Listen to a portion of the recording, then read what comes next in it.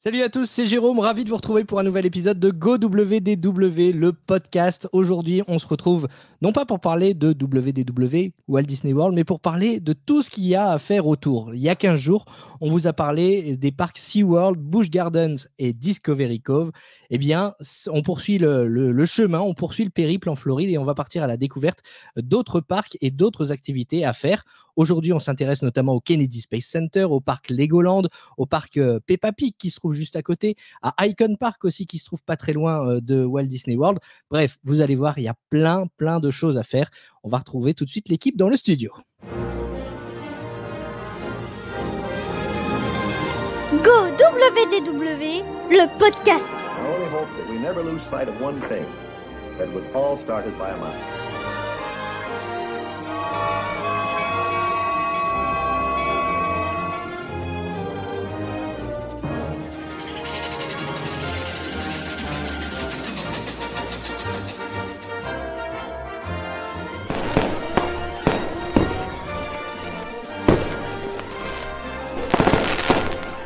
To all who come to this happy place, welcome. Et nous voici donc de retour dans le studio de Disney World, le podcast, avec l'équipe ce soir qui nous accompagne. Il y a Fanny. Salut Fanny. Salut à tous. Comment tu vas? Bah écoute, très bien, hein. Le soleil est revenu en Floride, on a eu un petit peu froid, on a eu un vrai hiver cette année. Ça fait 7 ans qu'on est là maintenant, on n'a jamais encore connu ça, j'ai dû racheter des gilets. Mais maintenant on a le soleil et on va pouvoir retourner à la piscine, donc c'est très bien. Ça te rappelle un petit peu la Moselle, c'est bien. Un petit peu, oui. En Corse, il y a toujours du soleil, Alain. Bonjour Alain. Bonjour Jérôme, ouais, ça fait 3 jours qu'on a la pluie là. Ah. Aujourd'hui c'est bien tombé et ça fait du bien parce qu'on a quand même besoin de flotte. Oui, c'est vrai, on en a besoin. Moi, j'en ai un petit peu trop chez moi, vois-tu. On a quelques inondations, donc si on pouvait équilibrer les choses, ça serait plutôt sympa. Écoutez, aujourd'hui, comme je le disais, on va pas parler de Walt Disney World, on va parler de plein de choses, mais pas forcément de Walt Disney World. Alain et moi, on a prévu le coup, hein, pour pas qu'on oublie Mickey, hein, t'as vu? Ouais, les t-shirts, les oreilles, on est corporate quand même. il faut, vous avez entièrement raison. Vous avez complètement raison. Comme vous le voyez dans le studio aujourd'hui, on va parler de Legoland, on va parler du Kennedy Space Center, on va parler un peu de Peppa Pig, on va parler un peu d'Icon Park. Tous ces destinations, en fait, finalement, qu'on profite de visiter quand on va à Walt Disney World, quand on passe plusieurs jours en Floride. Eh bien, c'est vrai que parfois, on s'extirpe un petit peu de Magic Kingdom, Epcot, Hollywood Studios ou Animal Kingdom et on va voir un petit peu ce qui se passe ailleurs. Il y a Niels qui nous rejoindra aussi en cours d'épisode parce qu'il a aussi envie de parler d'autres parcs d'attractions. Lui qui a eu la chance de travailler à Walt Disney World, il a pu aussi en découvrir plusieurs. Et on va commencer, écoutez, on va commencer avec le Kennedy Space Center, qu'en dites-vous? Oui. Allez. Kennedy Space Center, on va démarrer loin pour se rapprocher de plus en plus d'Orlando, parce que le Kennedy Space Center, finalement, c'est pas à Orlando même, c'est sur la côte, hein, Fanny? C'est sur la côte Est, c'est près de Cocoa Beach et de Port Canaveral, mais c'est pas très loin. On va dire que quand on part des parcs, en moins d'1 heure, on y est. Alors, comment on y va d'ailleurs? En voiture. Il n'y a pas trop le choix, on va dire. Il n'y a pas de navette comme pour les hôtels et les parcs Disney, donc il faut avoir une voiture. C'est vrai qu'ici, dès qu'on sort un peu de la bulle de Disney, il vaut mieux avoir une voiture quand on veut s'aventurer sur les côtes. Alors, tu as des excursions avec bus, etc., qui partent souvent des hôtels pas très loin de Disney. Si tu vas sur Get Your Guide ou Viator, tu peux trouver ça depuis Orlando, visite du centre spatial Kennedy avec transfert en bus. Tu sais à peu près combien ça coûte? Écoute, je suis sur Get Your Guide et tac, je crois que c'est $78, 72,84 € par personne. Ok, très bien. Kennedy Space Center, avant de dire où c'est, peut-être et comment y aller, on va peut-être dire ce que c'est déjà. Ça porte bien son nom, le Kennedy Space Center. Et en l'occurrence, c'est placé sur la côte Est et c'est pas un hasard. Après, oui, parce qu'en fait, c'est un parc, mais à la base, c'est quand même pour lancer des fusées, des navettes, des fusées, etc. Donc c'est par rapport à la localisation qui est près de la plage, parce qu'on ne peut pas faire ça en plein milieu de la Floride et en plein milieu des habitations, donc c'est un peu en retrait. Et d'ailleurs, quand on y va, on voit que tout autour, il y a un grand parc national et encore à l'intérieur, il y a un autre parc qui est dédié vraiment que à la NASA. et où là, on n'a rien autour pour, en cas d'accident, d'incendie, de tout ça. Il n'y a aucune habitation autour, c'est complètement naturel. Et il y a des habitations, mais qui sont plus sur l'intérieur des terres. Effectivement, on est juste à côté de Cap Canaveral, finalement, la plateforme de lancement des fusées. Exactement. Et donc, les Américains sont pas bêtes. Ils ont exploité ça et ils ont fait un centre dédié aux visiteurs, aux visites. Donc, vous pouvez découvrir la conquête de l'espace au Kennedy Space Center. Il y a plusieurs sections finalement. Tu es déjà allé, Fanny, toi, hein? Plusieurs fois, on adore aller là-haut. C'est très intéressant et c'est bien pour tous les âges parce qu'après, voilà, ça dépend. C'est quand même plus culturel, on va dire. C'est pas un parc d'attractions avec des rides de folie. Mais par contre, c'est très, très intéressant, très, très instructif. Il y a des choses même un peu émouvantes, historiques. Donc, moi, j'aime beaucoup y aller pour ce côté-là. Et moi, j'avais emmené mes enfants quand ils avaient une dizaine d'années. Ils avaient adoré. Et aujourd'hui, on y retourne avec un petit de 2 ans qui adore aussi. Il y en a un peu pour tous les goûts. Mais c'est vrai qu'il ne faut pas penser que c'est un Universal ou un Disney World. C'est vraiment plus éducatif, on va dire. Est-ce que ça ressemble plus à un musée, finalement? Pardon? Je dis ça ressemble plus à un musée. Oui et non, parce que tu as quand même des attractions, tu as quand même des petites choses qui bougent. C'est un musée ludique. C'est ça. Et après, ce que j'aime bien, c'est qu'il y a 2 parties. Donc, il y a vraiment la petite partie du parc, où si on tombe bien, on peut aussi être là pour un lancement. Nous, on est tombé dessus complètement par hasard la dernière fois qu'on y est allé d'ailleurs. On est tombé au moment du lancement, à l'ouverture du parc. On est arrivé pour prendre nos tickets, on voyait tout le monde qui courait. En fin de compte, c'était pour dépêchez-vous, dépêchez-vous, il y a le compte à rebours, ça va partir. Donc, le lancement de fusée. Il y a un lancement de fusée, oui, il y a des lancements de fusée très, très régulièrement ici. On peut les voir d'un peu partout en Floride. Moi, je les vois de mon jardin, d'ailleurs, par exemple. Parce qu'on a 1 heure de route, mais on les voit. Mais après, on peut se rapprocher pour les voir de mieux en mieux. Et quand on est à la NASA, c'est encore mieux parce que c'est vraiment comme dans les films. Il y a les gradins, il y a le compte à rebours, il y a tous les, voilà, il y a le personnel du parc en tenue. Donc, on est plus imprégné de cet esprit film. Et donc ça, c'est la partie, vraiment, quand on arrive, la partie parc, avec des choses explicatives, avec des films, où on voit aussi, il y a l'énorme shuttle, il y a un petit film explicatif, ça j'en parlerai après, où ils expliquent le premier shuttle qui est parti dans l'espace et qui était fait pour revenir, donc qui n'était pas quelque chose qu'on perdait dans l'espace, mais quelque chose qui travaillait un peu comme un bus. Et ça, il y a tout un film explicatif. Et à un moment, il est là, on le voit apparaître et c'est très émouvant parce qu'ils mettent vraiment bien les choses en scène. Donc ça, c'est la première partie du parc. Et après, on peut prendre un bus. Là, attention, il y a des heures. Donc ça veut dire qu'il y en a fréquemment dans la journée, mais à un moment, il s'arrête. Ça dépend de l'heure de fermeture du parc, mais c'est assez tôt dans la journée parce que ça dure longtemps. Et là, on prend un bus et on part sur les traces, en fait, de là où ils font lancer les fusées. Donc là, on voit vraiment tous les endroits où ils lancent les fusées, les endroits en extérieur, les chenilles qui emmènent les fusées. Ils expliquent comment ça se passe. Ils expliquent aussi toute la vie animalière. Moi, c'est là que j'ai vu mon premier alligator. C'est là que j'ai vu mon premier tatou. Donc, il y a aussi toute une vie autour naturelle. Et on arrive dans un énorme bâtiment. Et dans ce bâtiment-là, c'est là aussi c'est juste énorme. Et là, on a vraiment, je ne sais pas si c'est sur les photos que tu montres en ce moment. Oui, non, c'est pas celui-ci, c'est l'autre. Mais on voit vraiment les navettes qui sont là. Mais ce qui est dingue, c'est de se dire c'est historique parce que elles ont vraiment été dans l'espace. C'est pas juste du décor. Tu peux tout toucher. Il y a un morceau de lune que tu peux aller toucher. Il y a une reproduction de quand ils sont arrivés sur Atlantis. Là, c'est ce qu'on voit sur les images, par exemple. Donc, de se dire que tout ça, il y a eu des gens dedans qui sont partis dans l'espace et toutes ces pièces-là sont ici et sont à portée de main. C'est assez émouvant, je trouve.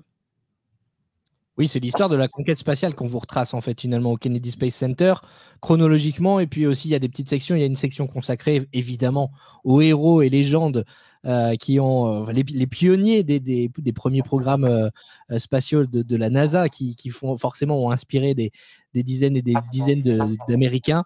On sait que la conquête spatiale, c'est quelque chose qui est chevillé au corps des Américains. Il y a la partie Behind the Gates aussi, justement derrière les coulisses finalement, où vous pouvez bénéficier d'un accès exclusif au site de lancement historique finalement et aux installations des vols spatiaux. Ça, c'est une visite en bus, c'est ça? J'ai cru comprendre, Fanny, dis-moi si je me trompe. Alors ça a changé parce que moi je l'ai fait plusieurs fois au cours des années. Il y a des bâtiments qui ouvrent, qui ferment, ça dépend. Donc on ne sait jamais ce qu'on va avoir vraiment le droit de visiter. Ce qui est sûr, c'est qu'on part du parc, qu'on va en bus jusqu'à l'autre bâtiment. De temps en temps, on nous laisse nous arrêter à certains endroits. On va voir forcément l'immense bâtiment qu'on voit dans les films avec le gros drapeau américain. Celui-ci, on le voit de l'extérieur. On n'a plus le droit de le visiter en ce moment. Mais moi, par exemple, il y a peut-être 7-8 ans en arrière, mais on est tombé, il était ouvert et accès au public. Et on est rentré dedans. C'était au moment où ils faisaient un échange en fait de deux shuttles spatiaux qui étaient là. Il y en a un qui partait sur la route, donc ils avaient tout ouvert et c'était ouvert au public à ce moment-là. Et on est rentré, on a pu le voir. Donc voilà, il peut y avoir des surprises comme ça parce que c'est quelque chose qui vit. Il y a des gens qui travaillent tous les jours. Les programmes spatiaux sont toujours en train de marcher tous les jours. Et il y a des navettes, peut-être, je ne vais pas dire toutes les semaines, mais il y a des moments où c'est toutes les semaines. Donc maintenant, en plus, avec les nouveaux programmes avec Jeff Bezos, etc. SpaceX. Il y a toutes des équipes SpaceX qui, quand vous allez manger par exemple à Cocoa Beach, vous allez voir le soir toutes les équipes avec les t-shirts SpaceX qui se retrouvent après le boulot. Et d'ailleurs, je te coupe, mais ça nous a donné des images sympas depuis Walt Disney World d'ailleurs. Alors, il y a peut-être un téléphone qui sonne là, j'entends. Non, c'est moi qui regardais quelque chose. Ah d'accord, ok, je comprends bien. Là, pour ceux qui nous suivent sur notre chaîne YouTube GoWDW, c'est une image qui a été prise justement à Walt Disney World lors du lancement d'une navette SpaceX. Donc ça montre bien que même depuis Orlando, on peut voir les navettes décoller. Hein. Ah oui, on peut les voir. Et nous, on l'a fait plusieurs fois de se dire, on va aller voir de plus près. Donc on a fait plusieurs lancements sur les plages. Donc, il faut simplement partir sur la côte Est et n'importe où sur la côte Est autour de Cap Canaveral. En fait, on les voit très, très bien. Et c'est marrant parce qu'on n'a pas besoin de se demander où se mettre parce qu'en fait, on roule, on arrive sur la côte et tout le long de la plage, vous avez plein de gens qui s'installent avec les chaises, avec les couvertures. Et puis vous vous installez avec eux, vous choisissez votre spot et vous allez les voir de plus près. Moi, j'aime bien aller les voir. Il y a toute une chaîne de parcs nationaux qui sont à Titusville. C'est des plages, il y a toute une chaîne de plages. Et ça, c'est vrai que c'est assez sympa parce que du coup, on est un peu. Comme c'est payant l'entrée, c'est pas très cher, hein, c'est quelques dollars, je crois que c'est $5, quelque chose comme ça par voiture. Et du coup, il y a moins de monde et on est vraiment à la limite du Space Center, donc on peut pas être plus près pour voir les lancements. Après, c'est sûr que c'est mieux de voir un lancement la nuit, parce qu'on voit mieux, et puis plus on est près, plus on ressent les vibrations et plus on est avec des gens, mieux c'est aussi, parce qu'il y a toute l'ambiance autour. Et puis voilà, encore une fois, c'est comme dans les films, quoi. C'est vraiment le compte à rebours, les gens qui crient, les gens qui applaudissent, le bruit qui arrive après avec le vouf comme ça. Moi, j'en ai fait plusieurs, de jour, de nuit, de près, de loin, et effectivement, le mieux, c'est quand même de nuit et assez près, parce que là, c'est tout le monde qui retient son souffle en même temps, et c'est une expérience, quoi. Franchement, c'est une expérience à avoir. Et c'est sécurisé. Vous ne pouvez pas vous prendre la fusée sur la gueule. Hein. Il y a des systèmes. Enfin, théoriquement, non, parce qu'au décollage, la zone dite de sécurité, elle est suffisante. Oui. Et une fois qu'elle passe, elle ne peut plus retomber parce qu'il y a un système d'explosion si elle redescend à un certain niveau. Oui. Donc, en fait, elle explose en l'air. Ça aussi, c'est marrant parce qu'il faut savoir que quand ça part, vous avez les réacteurs qui redescendent. Et du coup, il y a plein de gens, c'est comme dans les films Marvel, Ouais. tout le monde regarde le lancement, et là, tout le monde, quand c'est fini, tout le monde se barre, et vous avez peut-être 5% des gens qui restent encore à chercher en haut quand est-ce que ça va retomber, puis tout le monde dit, mais qu'est-ce qu'ils attendent, mais qu'est-ce qu'ils attendent, qu'est-ce qui se passe? Et puis en fait, c'est aussi, ça fait partie du show, donc il faut attendre aussi cette partie-là. Donc si vous voyez un lancement de fusée un jour, attendez 10 minutes derrière pour voir quand ça retombe, parce que ça fait aussi un énorme bruit, et puis vous voyez la boule de lumière qui redescend, donc c'est aussi très impressionnant. Et de la même façon qu'il y a possibilité de manger avec des imagineurs, il y a des rencontres avec des cosmonautes qui sont organisées. Ouais, c'est ça. Enfin, des c'est astronautes, trop tu as raison. Ouais, Du coup, il faut un peu toucher sa bille en anglais. Mais après, c'est pas l'astronaute, c'est pas, tu vas pas rencontrer Buzz Aldrin ou Armstrong. Hein, oui, non, mais c'est quand même... Mais tu as quand même des mecs qui ont posé leur cul sur je sais pas combien de tonnes de kérosène. Il y en a beaucoup, tout est relatif. Hein. Oui, c'est vrai. Des masses qui ont été dans l'espace. Hein. non, mais... c'est vrai aussi. Mais, à partir de quel âge on peut conseiller le Kennedy Space Center, parce qu'on s'adresse beaucoup aux familles dans ce podcast. Certains se demandent peut-être s'il est opportun d'y amener leur enfant. Ah, écoute, moi j'ai emmené mon fils, il avait 18 mois, donc je vais pas te dire que non. Après, il appréciera certainement moins à 18 mois qu'il appréciera à 5 ans, ça je ne cache pas. Mais je pense qu'il n'y a pas d'âge, parce qu'en fait, il y a un petit peu de tout, justement, comme il y a un peu de nature, il y a des fusées, il y a des films, il y a des choses qui sont un peu, qui sont moins à sa portée, mais il y a beaucoup de choses visuelles. Donc, je veux dire, si on a un tout petit, oui, il n'aura pas la même expérience qu'un ado, mais en même temps, il ne faut pas que ça empêche les gens d'y aller. C'est pas non plus, comme tu disais tout à l'heure, un musée, c'est pas non plus un musée. Il y a quand même des activités à faire. Donc on peut y aller avec un petit aussi. Et si vous n'avez pas la chance d'y aller, il y a une super série sur Apple TV et Canal+, qui s'appelle For All Mankind, qui retrace l'aventure spatiale, mais avec un postulat différent, qui est que ce sont les Russes qui se sont posés les premiers sur la Lune, qui ont battu les Américains, et du coup, ils ont déduit sur 4 saisons, là, ils sont en route sur Mars, enfin, et c'est vraiment une super série. For All Mankind, au nom de l'humanité. Ok. Juste pour rebondir sur ce qu'on disait, là, on voit sur les images sur notre chaîne YouTube une aire de jeu pour enfants. Donc, effectivement, c'est il y a des espaces pour toute la famille. Même les enfants peuvent s'y amuser. Il y a le truc préféré de mon fils, là, on le voit un peu sur les images. Ils ont fait un énorme tube transparent qui part de l'intérieur d'un petit cockpit spatial, et tu pars sur un tube, mais c'est complètement vide en dessous. Donc, en fait, il y a une immense salle là où il y a Atlantis. Et en fait, on part et on peut y aller avec les enfants. Donc, même si on est adulte, on peut y aller et on est complètement comme si on était dans le vide, dans un gros cercle en verre. Donc, ça, c'est aussi super sympa à faire. Il y a un immense toboggan.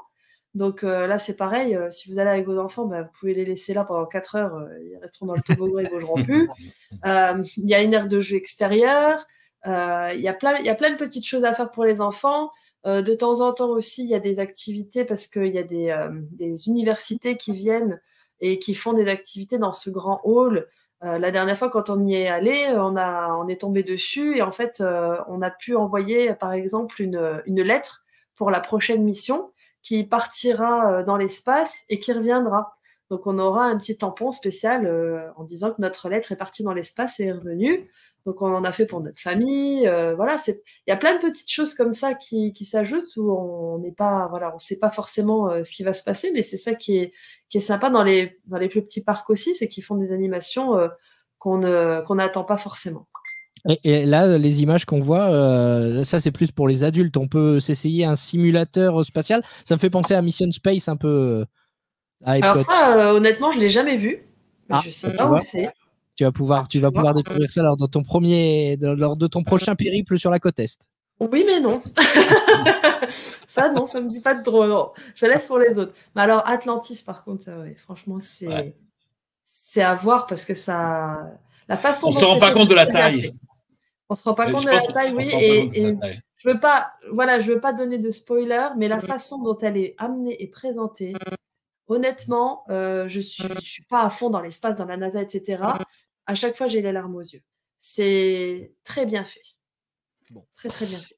Moi, ça me donne Sachant envie que tu sais que la navette spatiale est le moyen de transport le plus dangereux au monde. Oui, j'ai pas l'intention de le prendre demain, donc ça va. C'est des bateaux. Tu risques moins sur les bateaux et encore moins sur les roller coasters. Et le moyen de transport le plus sûr, c'est l'ascenseur. Très bien. Même pas les escaliers. Non, c'est ce qui transporte. C'est pas mécanisé, donc. Mais l'ascenseur, c'est là que tu as le moins de chances de mourir dans le cas des transports en commun. C'est les roller coasters. Ah ouais. Comme quoi, vous voyez. On vous envoie dans des endroits sûrs. Et le deuxième plus dangereux après la navette spatiale, c'est quand même la moto. Ah oui. On salue. Alors, et en plus, en moto, on peut rarement écouter de podcast, donc prenez la voiture. Dans la navette spatiale non plus. Je suis pas sûr. Dans la navette spatiale non plus. Je voulais juste donner un petit truc par rapport au Kennedy Space Center, parce qu'on parle souvent des restaurants à Disney, etc. Parce que comme il faut manger, quand on y va, on passe la journée là-haut, parce que c'est un parc d'une journée. Pour manger, il y a un restaurant. Je conseille fortement pour les gens qui veulent y aller, d'aller vers 11h, 11h30 le matin, parce qu'à partir de midi, vous ne mangerez plus. C'est fini, il y a tellement de monde et puis il n'y a pas d'autre option. Il y a un restaurant et rien d'autre. Vous ne pouvez même pas vous dire, on va en extérieur même du parc, il n'y a rien du tout. Donc, on ne peut pas ressortir du parc pour manger et revenir. Il n'y a rien à vendre dans les boutiques à part des chips. Donc, vraiment, il faut y aller un petit peu plus tôt, prévoir son truc, manger et après aller faire le parc, prendre le bus, etc. Mais n'attendez pas midi parce que vous ne mangerez pas. On peut amener son casse-croûte. On peut amener son casse-croûte, bien sûr. Ah oui. On peut amener son casse-croûte aussi. Mais bon, encore une fois, c'est toujours pareil. Hein. Quand il fait 40 degrés au mois d'août en Floride, le casse-croûte, je sais. C'est moyen. Le Mordor. C'est moyen. Là, sur notre chaîne YouTube, on voit des images d'un petit spectacle avec Snoopy. Donc, encore une fois, ça confirme qu'il y a des choses pour les enfants, même s'il faut un peu maîtriser l'anglais pour comprendre un petit peu tout ce qui est dit sur la conquête spatiale. C'est effectivement plutôt ludique. En termes de tarifs, pour aller au Kennedy Space Center, on est sur du 75$ par adulte à partir de 12 ans, donc 75$ pour nos amis belges qui nous écoutent de plus en plus nombreux, et 65$ de 3 à 11 ans pour les enfants, donc en dessous de 3 ans. C'est gratuit. Je vois qu'ils vendent des tickets aussi 2 jours, admission sur 2 jours. Je ne sais pas, ça vaut le coup d'y aller 2 jours, Fanny? On peut y aller 2 jours, éventuellement, surtout si on a une date de lancement, par exemple, parce que... On peut aller faire le lancement, et puis ou si on a loupé par exemple le bus, parce que moi je sais que ça nous est arrivé de louper le bus parce qu'on pensait pas qu'il y avait des heures aussi je perds mes mots en français, je suis désolée, que ça s'arrête aussi tôt. Bref, voilà, parce que je crois que le bus, ça s'arrête vers 4h, 3h30, 4h, quelque chose comme ça, et on a un peu traîné sur la journée justement dans le parc, et au moment de prendre le bus, on l'a loupé, on n'a pas pu le faire, donc là, par exemple, faire sur 2 jours, c'est possible. Après, honnêtement, c'est faisable sur une journée, il n'y a pas besoin de 2 jours. Si on est fan de la NASA et de tout ça, et qu'on a vraiment envie de faire tout, 2 jours, voilà, pourquoi pas. Ok, très très bien. Bon bah écoutez, à voir donc, à voir si vous avez envie. Et c'est à côté du départ de la Disney Cruise Line. C'est pas très loin. Cap Canaveral. Port Canaveral, c'est ça. C'est vrai. Non mais c'est vrai que ça peut être intéressant effectivement de coupler ça, d'aller visiter le Kennedy Space Center juste avant de prendre un bateau ou en descendant d'un bateau. Après, il faut savoir que sur la carte, c'est juste en dessous. Mais en vrai, comme justement, vous avez toute la réserve naturelle et toute la réserve autour des navettes, il faut faire tout à détour. Il n'y a pas de chemin direct. Donc, en fait, on a l'impression sur la carte que ça a 10 minutes, mais il faut quand même reprendre la voiture et c'est peut-être 3/4 d'heure de route. Alors que c'est juste à côté, en fait. Mais il faut faire tout le tour de cette zone-là. Ok. Bon, ça va. Parfait. Juste pour le confort d'écoute de nos auditeurs, je pense on entend une petite fréquence. Là, je ne sais pas si nos auditeurs l'entendent, mais moi, je l'entends bien. Il y a peut-être un téléphone qui est près d'un ordinateur. C'est Nils qui n'arrête pas de sonner. Ah, c'est ça alors. C'est la faute à Nils. Nils tu le vois, on t'attend, j'arrive, machin et tout. Nils qui va nous rejoindre donc, dans quelques instants. Très bien, pour le Kennedy Space Center, je pense qu'on a fait le tour et ça peut donner envie à certains d'entre vous d'aller faire un tour du côté de la côte Est. On va se rapprocher un petit peu d'Orlando à présent. On n'y est pas encore à Orlando. On va poursuivre notre route. On va aller du côté de Legoland, qui est un autre parc que quand on a des enfants, notamment quand on est une famille, beaucoup ont envie d'aller jouer aux petites briques. Et Legoland, c'est parfait pour ça. C'est de quel côté du coup? C'est ce que je disais, on n'est pas vraiment à Orlando là encore, hein, Fanny? Non, ça a à peu près 1 heure de route des parcs Disney. Et là, on va descendre, on va prendre la direction de Tampa, donc on va partir un peu vers l'ouest, c'est à peu près au milieu de la Floride, un peu plus au sud. Donc voilà, 1 heure de route et on y est. Parfait. Là encore, pour y aller, je ne l'ai pas précisé tout à l'heure, mais effectivement, Alain, tu parlais de navette pour aller au Kennedy Space Center. Il y a Get Your Guide qui propose ça, il y a Viator, et puis il y a la compagnie Grey Line aussi qui propose des transports d'Orlando, généralement effectivement des hôtels de Walt Disney World pour aller au Kennedy Space Center. Vous allez sur le site Grey, G-R-A-Y, plus loin, Line, L-I-N-E, et vous pouvez réserver votre navette pour aller du côté du Kennedy Space Center. Pour aller à Legoland, comment on fait, Fanny? Uber. Non, après oui, c'est ce que je disais comme tout à l'heure. Le problème, c'est que voilà, ici, tout est près, tout est loin, et sans voiture, c'est un peu compliqué. Donc, soit Uber, Lyft, ou on loue la voiture pour la journée. Mais sans ça, c'est vrai qu'on n'a pas vraiment de moyens de transport commun. Les bus, c'est une galère. Les trains, c'est inexistant. Donc, voiture. Voilà. Okay. Bon, alors pour ceux qui nous suivent en format vidéo, vous voyez les images de ce parc Legoland. Il y a parc à thème et parc aquatique, on va en parler dans quelques instants. Mais on est vraiment sur un parc familial, là, en l'occurrence. Hein. Oui, c'est pas un parc, voilà, c'est un parc plus pour les petits. Il y a des choses pour les adultes, bien sûr, mais encore une fois, c'est pas du ride qui fait vomir. C'est des petites choses sympas. Et honnêtement, moi, j'adore, j'ai le pass annuel. Donc, comme ça, c'est réglé. Ah. Et pourtant, j'ai mes petites oreilles. Je suis pas fan d'Universal, mais Legoland, j'ai mon pass annuel. Comme quoi, voilà. Et tu vas, alors, honnêtement, on va être honnête. Walt Disney World, tu vas pour toi avant tes enfants. Est-ce que Legoland, tu vas pour toi ou tu vas pour tes enfants?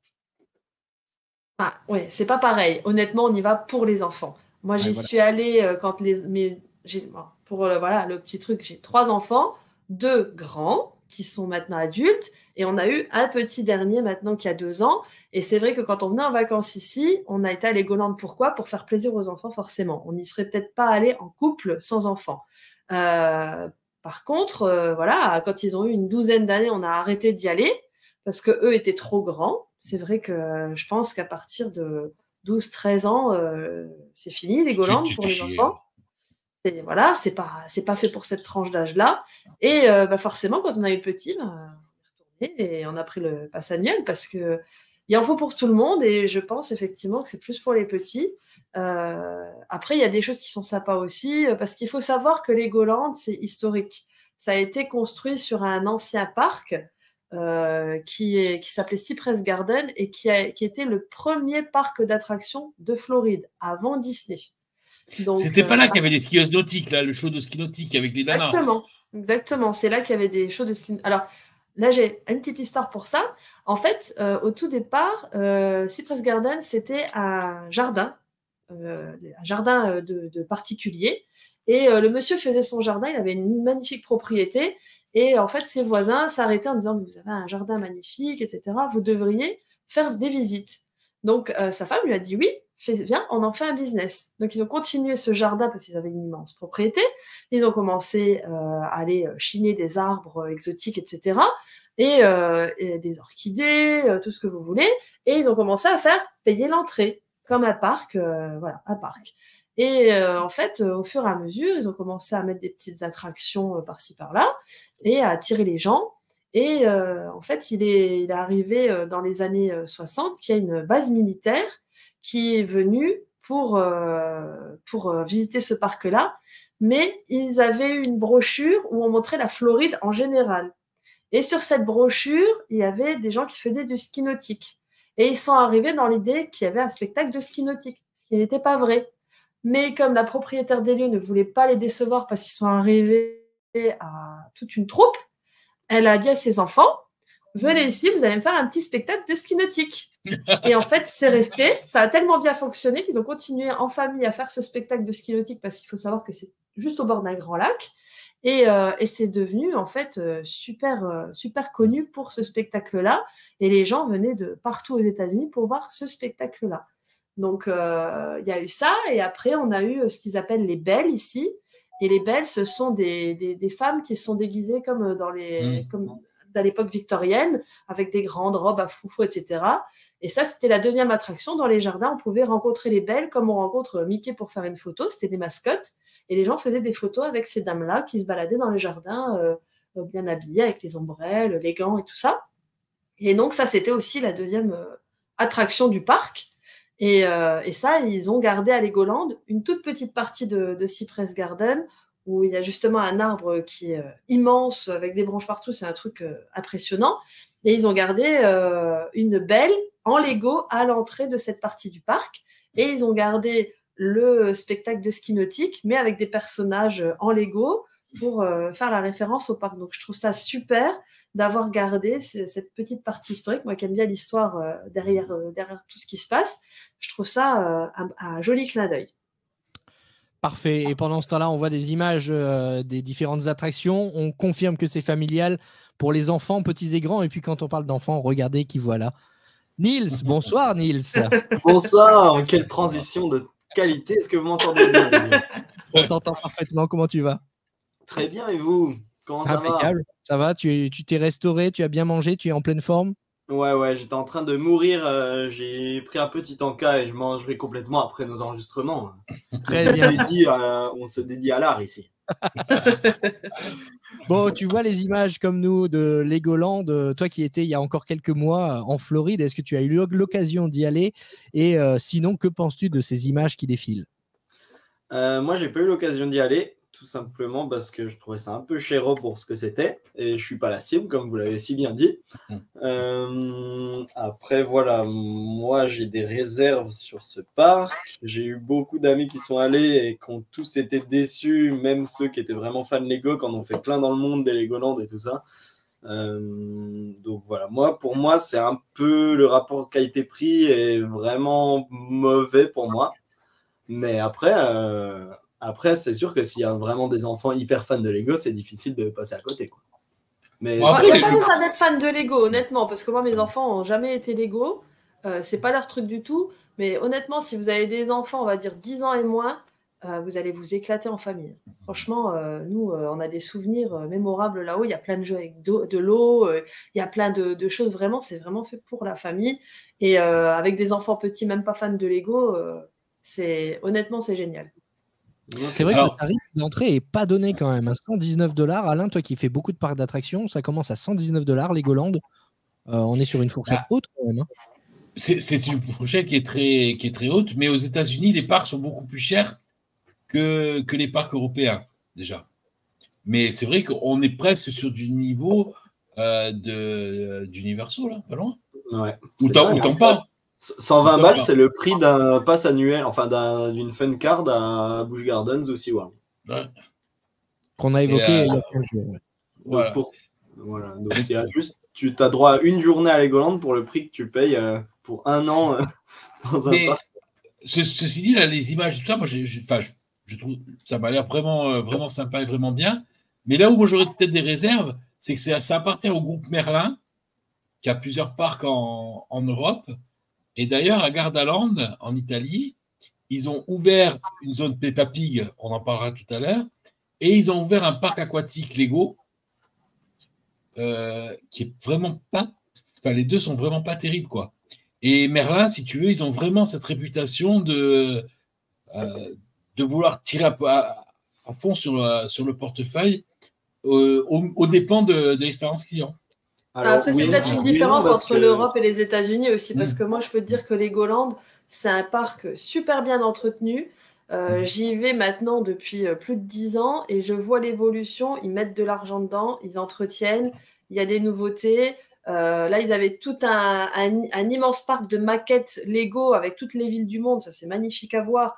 C'était en plein cagnard. Aujourd'hui, ils ont fait des immenses canopies. Ça doit coûter, je ne sais pas combien de millions de dollars. Ils l'ont fait. C'est pas un parc qui se meurt. Hein. C'est vraiment. Les images que je vois, franchement, par rapport même au Legoland en Allemagne, ça me fait plus envie d'aller là qu'à celui qui est en Allemagne. Hein. Bah, c'est pour ça aussi qu'on fait les épisodes maintenant en format vidéo, c'est pour vous permettre aussi de vous faire une idée, parce que nous on parle, on vous donne notre expérience, mais tout de suite quand on voit les images, on sait de quoi on parle et on voit, et ça peut aussi vous donner envie de regarder nos podcasts sur la chaîne YouTube plutôt que de les écouter en format audio. Là on voit les images du water park, donc du parc aquatique. C'est vrai que ça a l'air vachement sympa. Il y a 15 jours on disait Busch Gardens, SeaWorld, Discovery Cove, voilà, c'est vraiment des parcs pour les amoureux, qui veulent être en connexion avec la nature. Voilà, ceux qui veulent des sensations fortes, ils peuvent aller à Universal. Ceux qui veulent de la magie, ils peuvent aller à Disney. Là, si on veut du divertissement pour toute la famille, c'est vraiment le public cible, c'est la famille à Legoland, quoi. Ouais. Bah, moi, en tout cas, mon avis, c'est que c'est $120, même pour les États-Unis, c'est vraiment la fourchette très très haute. Et pour moi, ça les vaut pas. Je pense que c'est normal aussi. C'est normal aussi que tu penses ça. Avec un pass annuel, mais moins avec un ticket à jour. Quoi. Mais c'est normal que tu dises ça parce que c'est pas ce qui t'intéresse non plus. Ouais. Et franchement, oui, je te verrai pas aller passer ta journée, par exemple, à Legoland. Ouais, non, après, tu vois, par exemple, Magic Kingdom, c'est pas trop ma cam non plus, et pourtant, je trouve que l'argent est quand même vachement. Je comprends où partent les 140, 150 balles. Bien sûr, mais à un moment, il faut comparer ce qui est comparable, c'est sûr. Ouais, mais on est quand même sur presque les mêmes prix, donc. Après, comme je disais, voilà, un public, une famille, des enfants, passer toute la journée là-haut, encore une fois, ça peut les valoir. Ouais. Bah, de toute façon, ce qu'on peut vous dire, c'est renseignez-vous sur l'offre et puis c'est vous qui déciderez en fonction de si ça vous va ou pas. Et puis, je vais te dire, ça permet aussi aux petits de s'initier au coaster. J'ai vu qu'il y avait un Inverted, il y avait un Flying Theater. Et comme ils ont été habitués, au fur et à mesure, ils grandissent et ils ont moins d'appréhension après, ils passent chez Disney et puis ils finissent à Universal. Et puis ils finissent à Busch Gardens. on recrute des fans de Busch Gardens. Non, mais voilà. Après, voilà, on dit, c'est vrai que c'est la fourchette haute, mais comme je le dis à chaque fois dans ce podcast, tout est relatif. On met son argent où on veut. Si vous avez envie effectivement de faire Legoland, faut pas vous. Ah oui, je dis pas aux gens de ne pas faire. Voilà, ça va paraître cher pour certains, pour d'autres pas. Donc nous, on est vraiment là pour vous donner les indications. On dit pas que c'est bien, que c'est pas bien. C'est $119 l'entrée, à partir de $119 l'entrée. D'ailleurs, je sais même pas si ça comprend le parc aquatique, les $119, ou si c'est juste le parc à thème. Mais je n'ai pas regardé les prix, mais je sais que c'est différent. En tout cas, moi, quand je vais au parc, je n'ai pas l'entrée au parc aquatique incluse dedans. Donc, je ne connais pas les tarifs. À mon avis, il doit y avoir certainement une entrée où tu peux avoir le parc et le parc aquatique, je suppose. J'ai vu une offre de transfert depuis Disney World jusqu'à Legoland. Ils t'emmènent et te récupèrent, tu as le repas inclus. C'est 240 € pour 4. Sans le billet d'entrée. Sans le billet d'entrée. Ah, pardon. Oui, sans le billet d'entrée. Ouais. Non, moi aussi, au début, j'ai cru qu'il y avait le billet d'entrée. J'ai vérifié, là, il n'y a pas le billet d'entrée. Donc si tu veux, j'ai de rien. Si tu es comme 4. Tu dis, inclus, pas inclus, il faut, encore une fois, on peut parler des restaurants, parce qu'il faut manger. Ouais. Donc, par expérience, dans le parc, la nourriture, c'est pas le top. C'est de la nourriture de parc. C'est de la nourriture de parc, voilà. Donc, il y a un buffet pizza, pâtes à volonté. Ça, c'est assez sympa parce que, voilà, encore une fois, avec des enfants, pâtes pizza, allez hop, c'est très bien. Le prix est raisonnable. Donc, ça, moi, on va toujours dans celui-là et je conseillerais plutôt celui-ci. Après, c'est pas de la top qualité. Mais alors, par contre, si vous voulez sortir du parc et manger très bien, il faut aller dans l'hôtel à côté. L'hôtel Lego. Il y a 2 hôtels. Il y a un hôtel vraiment juste à côté de l'entrée du parc qui est sur le thème des pirates. Et il y en a un autre un peu plus loin. C'est des petites cabanes sur le thème de la plage. Donc, l'hôtel thème plage, c'est un restaurant un peu plus style mexicain. Et celui qui est dans l'hôtel, on en a 2. Il y a un buffet et il y a un thème pirate. Ils sont, mais juste excellents. J'ai même demandé à voir le chef à l'époque parce que j'ai trouvé ça tellement bon que j'ai voulu la voir. Franchement, c'est vraiment cuisiné sur place. C'est des bons produits, rapport qualité-prix très bien. Et des fois, on se pose même la question, on se dit, est-ce qu'on n'irait pas à Legoland juste pour aller manger là-haut, faire 1 heure de route, aller manger là-haut. Ah ouais, honnêtement, très très bon. Donc, si vous passez 2 jours sur place ou si vous êtes là encore le soir, réservez parce qu'il y a toujours beaucoup de monde, donc il vaut mieux réserver. Quand on sait qu'on va la journée au parc, réserver le soir ou le midi, vous pouvez ressortir parce que c'est vraiment à l'entrée du parc, il y en a pour 5 minutes et re-rentrer dans le parc si vous voulez bien manger. Mais honnêtement, ça vaut le détour. Et est-ce que tu peux aller manger sans aller dans le parc? Tu peux aller manger sans aller dans le parc, bien sûr. Ah oui, c'est pour ça que voilà, on va le faire. C'est en extérieur, c'est dans les hôtels, donc tu peux le faire, oui, bien sûr. Et là, du coup, effectivement, j'étais étonné en préparant cet épisode, je ne savais pas, je l'avoue, qu'il y avait des hôtels à Legoland. Et j'imagine que s'il y a des hôtels, c'est pour faire rester le visiteur.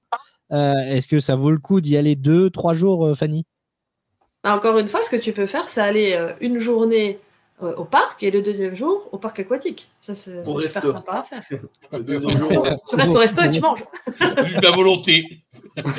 Voilà, parce qu'il y a, en fait, il y a l'hôtel, vraiment hôtel, le building, avec les chambres sur le thème des pirates, il y a Harry Potter. sur le thème de l'aventure. Mais écoute, elles sont géniales pour les petits.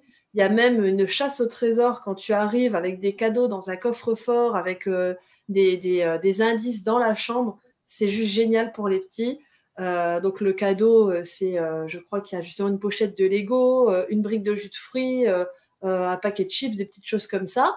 Mais les décors des chambres sont magnifiques, même si tu n'aimes pas Lego.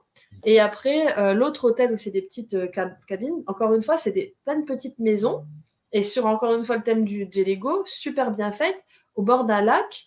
Donc là, c'est pareil, il y a des gens qui viennent, en fait, la première journée, ils la passent dans leur petite cabine, ils vont à la piscine, et le deuxième jour, ils vont au parc, et ils restent même 3 jours, 4 jours. Et moi, j'ai déjà vu des gens qui restent 1 semaine là-haut, parce que, voilà, après, tu as la piscine, le parc aquatique, pourquoi pas. Hein.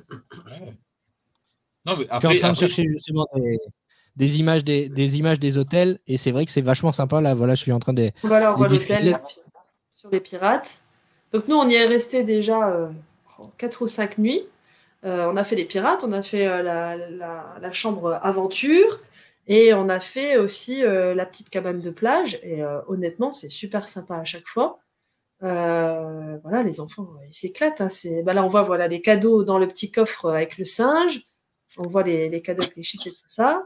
Ça, c'est l'hôtel building, comme on disait, où il y a 2 restaurants à l'intérieur et un bar aussi. Une grande piscine. Là, on voit le buffet sur les images. Ah, le buffet. Ah ben voilà le chef. Le chef est là. Voilà le chef. Après, je vais te dire, c'est vrai que la déco, tout le monde aime les Lego. À part quand tu marches dessus pieds nus, tout le monde aime les Lego. Hein. Voilà, la belle piscine. La piscine avec aussi des grosses briques de Lego en mousse pour jouer pour les enfants. Après, voilà, on se balade, il y a un petit mini-golf, il y a le lac. Moi, je sais, quand on reste à l'hôtel, on va se balader, on va écouter les bruits de la nature au bord du lac. C'est très, très floridien. Voilà, on est en pleine Floride, donc tout ça aussi, ça fait partie du charme. Et il y a peut-être un autre avantage à rester à l'hôtel près de Legoland, c'est que juste à côté, finalement, ils ont ouvert un autre parc. Là encore pour les plus petits, puisque c'est un personnage de dessin animé que les petits adorent, c'est Peppa Pig, qui a ouvert il n'y a pas si longtemps que ça. Peppa Pig, t'as déjà fait le Peppa Pig Theme Park, Fanny, ou pas? Alors non, pas encore, mais je vais certainement le faire, parce qu'en fait, le truc, c'est qu'ils l'ont présenté comme un nouveau land au départ. Donc quand on y est allé, on avait pris nos entrées pour Legoland, et en fait, c'est pas un nouveau land, c'est collé au parc, vraiment collé. Quand on est sur le parking, soit on rentre à Legoland, soit on rentre sur Peppa Pig, mais c'est pas inclus dedans. Enfin, on peut avoir un ticket spécial, mais c'est pas un land. Il faut un ticket comme un vrai parc à part entière, comme une vraie gate. Donc du coup, on l'a pas encore fait, on n'a pas eu l'occasion. Mais je pense que mon fils va bientôt nous demander quand il passera à côté. La dernière fois, on a tracé pour pas qu'il le voie. On a dit non, c'est par là. Mais oui, mais par contre, là, c'est vraiment pour les tout petits. Je pense que c'est l'âge encore en dessous de Legoland, du coup. Et moi, je comprends pas le succès de cet animé. C'est dégueulasse, sans déconner. Franchement, c'est laid. Arrête, Tout est bon dans le Ah là cochon. là. Moi, je regarde Ah là pas. là. mais bon. Ah non, mais De toute c'est. façon, on regarde que du Mickey là chez nous. Donc, Ouais. Non, mais. Et puis même Il les faut se histoires, rappeler les l'amour voix. des Américains pour les grillades et pour le porc. Ouais, voilà. Ah, Baconland. Le fameux pulled pork américain. Le Polypig. Voilà. Voilà. C'est du cochon, pas Peppa Et Pig. ben voilà. Il Il fallait sert faire un Peppa parc Pig tous les soirs et politique. tous les midis. Voilà. Il fallait faire un parc Polypig. Là, j'y serais allé avec plaisir. Ah bah oui, tu m'étonnes.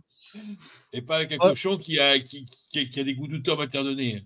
Qui a des douteux en matière de nez.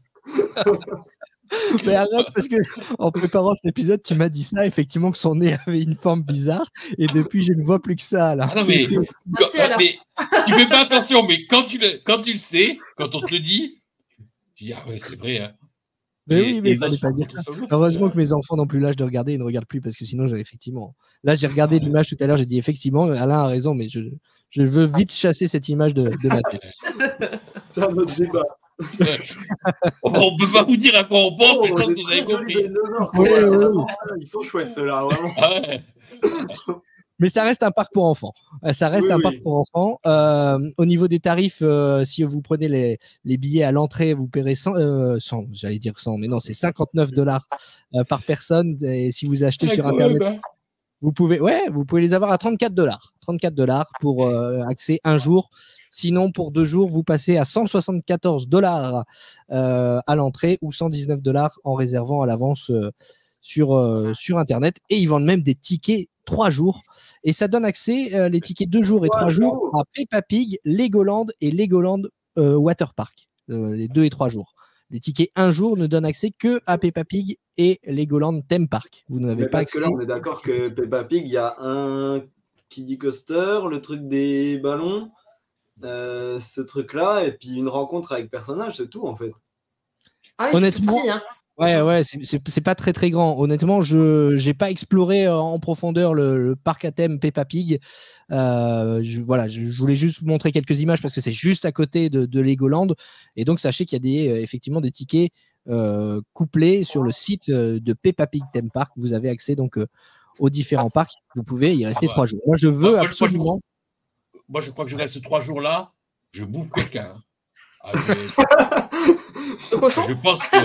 Je sais pas ce que je mange, mais. Billy Peppa et le casse-même à Peppa l'intérieur. Non, là, Ah, bon. Là, c'est comme si tu restes 3 jours à Small World. Hein. Peppa Pig, il a obligé- passé un sale quart d'heure avec elle. Hein. Ah ouais, non, mais là, et puis toute la famille. Hein. Il finit en jambon là. C'est clair. Ah, Bon ben voilà, en tout cas vous avez toutes les informations sur Legoland et Peppa Pig qui se trouvent juste à côté. Voilà. C'est Votre propre au avis, sud. on vous influencera pas, n'y allez pas. c'est génial, tu peux faire des courses de tricycle. Mais regarde, Parce qu'à cet âge-là, t'as Mais pas voilà, de tricycle pour chez ça. toi, hein, donc tu payes 50 balles pour faire un tricycle. Hein. Avec pour ça, ça les vaut. Waouh. mais Ah, puis à arrête, deux. Ça a l'air, pour les on enfants, en a c'est pris plein la super. vue avec les images en tout cas, merci. Merci. Alors, autant Legoland, ça m'a fait rêver, autant le cochon, Encore plus. c'est pas tout est bon dans le cochon. Hein. Voilà. Ah, Oh, mon sérieux. 3 jours à Polite Pig, on vous conseille, mais 3 jours à. Et la pig, comme quoi tout n'est pas bon dans le cochon. Hein. Faut vraiment être fan par contre là. Ouais. Ah non, mais je pense que quand tu vas à Legoland et que tu as des enfants, tu fais peut-être l'effort d'aller à Peppa Pig parce que c'est juste à côté et que tu as le billet qui est couplé. mais Moi personnellement, je vais pas Samuel à Legoland et j'y suis allée plein de fois et Tu j'ai peux pas faire encore fait Peppa les Pig. Tu sais que moi, ce que je veux dire, c'est que tu fais pas la route pour Peppa Pig Theme Park. Tu fais la route pour Legoland et t'en Non, profites. je confirme. Il y a des gens qui viennent de France. Hein. Il y a des gens Tu qui sais- postent je viens 2 semaines à Peppa Pigland, est-ce que ça vaut le coup de faire une journée à Disney ou pas? tu sais qu'ils ont fait un espace Peppa Pig, mais qui est vraiment tout petit, quoi. C'est grand comme mon appart quasiment. Enfin, j'ai pas un grand appart. Mais, et donc, on va à Gardaland avec un ami à moi qui avait une petite fille qui devait avoir 4-5 ans. Et c'est juste à l'entrée. Et en fait, la petite, c'était la première fois qu'elle allait dans un parc d'attraction. Elle est tombée sur ça. Et on est resté bloqué. Elle voulait pas partir. Mais on a passé 2 heures dans ce land. Lucas, il était en dépression. Il était trop petit pour partir tout seul. Il était dans ce land de Peppa Pig. Et alors, il faisait l'espèce de truc sur le bateau, là, et puis, avec la gamine, tu vois. Et il dit, on y va, papa, on y va. Je dis, oui, maintenant, c'est la première fois, on peut pas non plus. Oui, mais maintenant, il sait faire du tricycle. Ah oui, donc, Voilà.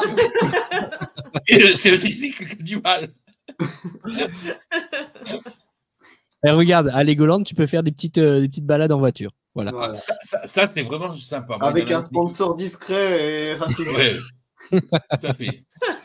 Bon, allez, on va remonter vers Orlando quand même. On va pas aller à Disney World parce qu'on a dit on restait autour dans cet épisode. Mais on va aller du côté d'Icon Park si vous voulez bien. Très bien. Alors, Icon Park, en soi, c'est un lieu qui est entièrement gratuit. Hein. On peut y accéder comme on veut. Il n'y a pas besoin de ticket d'entrée. Et évidemment, si on veut faire les attractions, là, il faut payer en revanche. C'est pas Oui, c'est excessif. Sinon, ils te laissent pas rentrer. Il y a quand même. Une relation c'est très haut. privilégiée avec Icon Park parce que mon premier soir en Floride, j'ai atterri et j'avais un motel juste à côté avant de rejoindre la résidence Disney. Et du coup, à 1h du matin, je suis parti faire le gros Star Flyer, qui sont les chaises volantes les plus hautes du monde, à Icon Park à 1h du matin. C'est mon premier souvenir de Floride.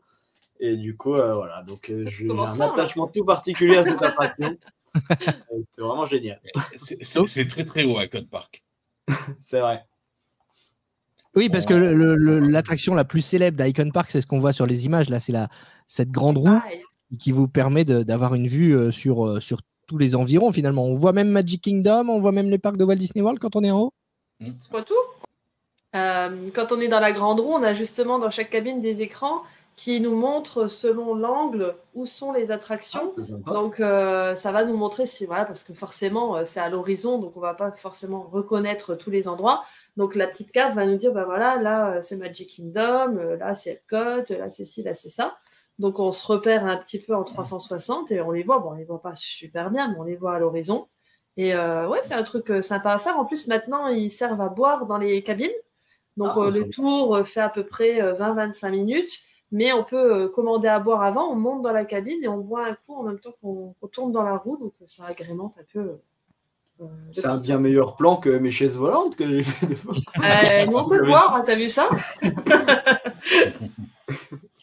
Icon C'est Park, l'appartement d'Alain depuis le haut, je crois, tellement c'est haut.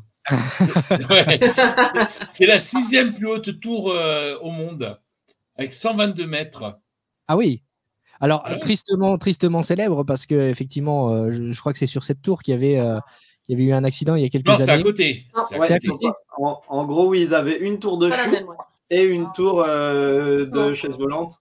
La tour de chaise volante n'a aucun souci et de toute façon, c'est hyper safe comme parc, il n'y a pas de souci. Mais en effet, ils avaient la tour de chute la plus haute du monde pour le coup, où il y a eu un décès, un accident il y a 2 ans maintenant.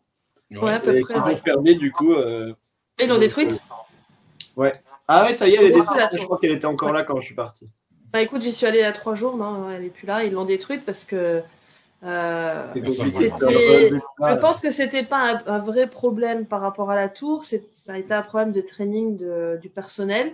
Il y a beaucoup de jeunes qui travaillent ici. Et en fait, ce qui s'est passé, c'est que le pauvre adolescent qui est monté dans la tour était un peu en surpoids. Les harnais ne fermaient pas complètement. La personne qui était en charge, qui était aussi un ado, l'a laissé passer. Je pense plus pour pas embêter qu'autre chose. Et la sécurité est passée un petit peu en second plan. Et en fait, quand la tour de chute est descendue, il est passé en dessous du harnais et il s'est écrasé par terre. Ouais. Bon, Et si vous faites des tours de chute, mais en gros, ils ont déréglé le système de sécurité. Il y a quelqu'un du parc, on ne sait toujours pas qui a déréglé le truc pour laisser passer des gens un peu plus en surpoids que ce que prévoyait le constructeur.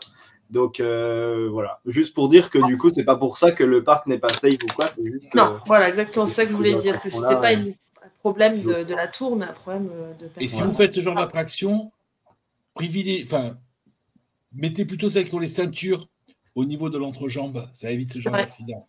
Exactement. C'est vrai. Elle n'était pas équipée en l'occurrence. En l'occurrence, cette Mais attraction, c'est sympa quand même comme parc.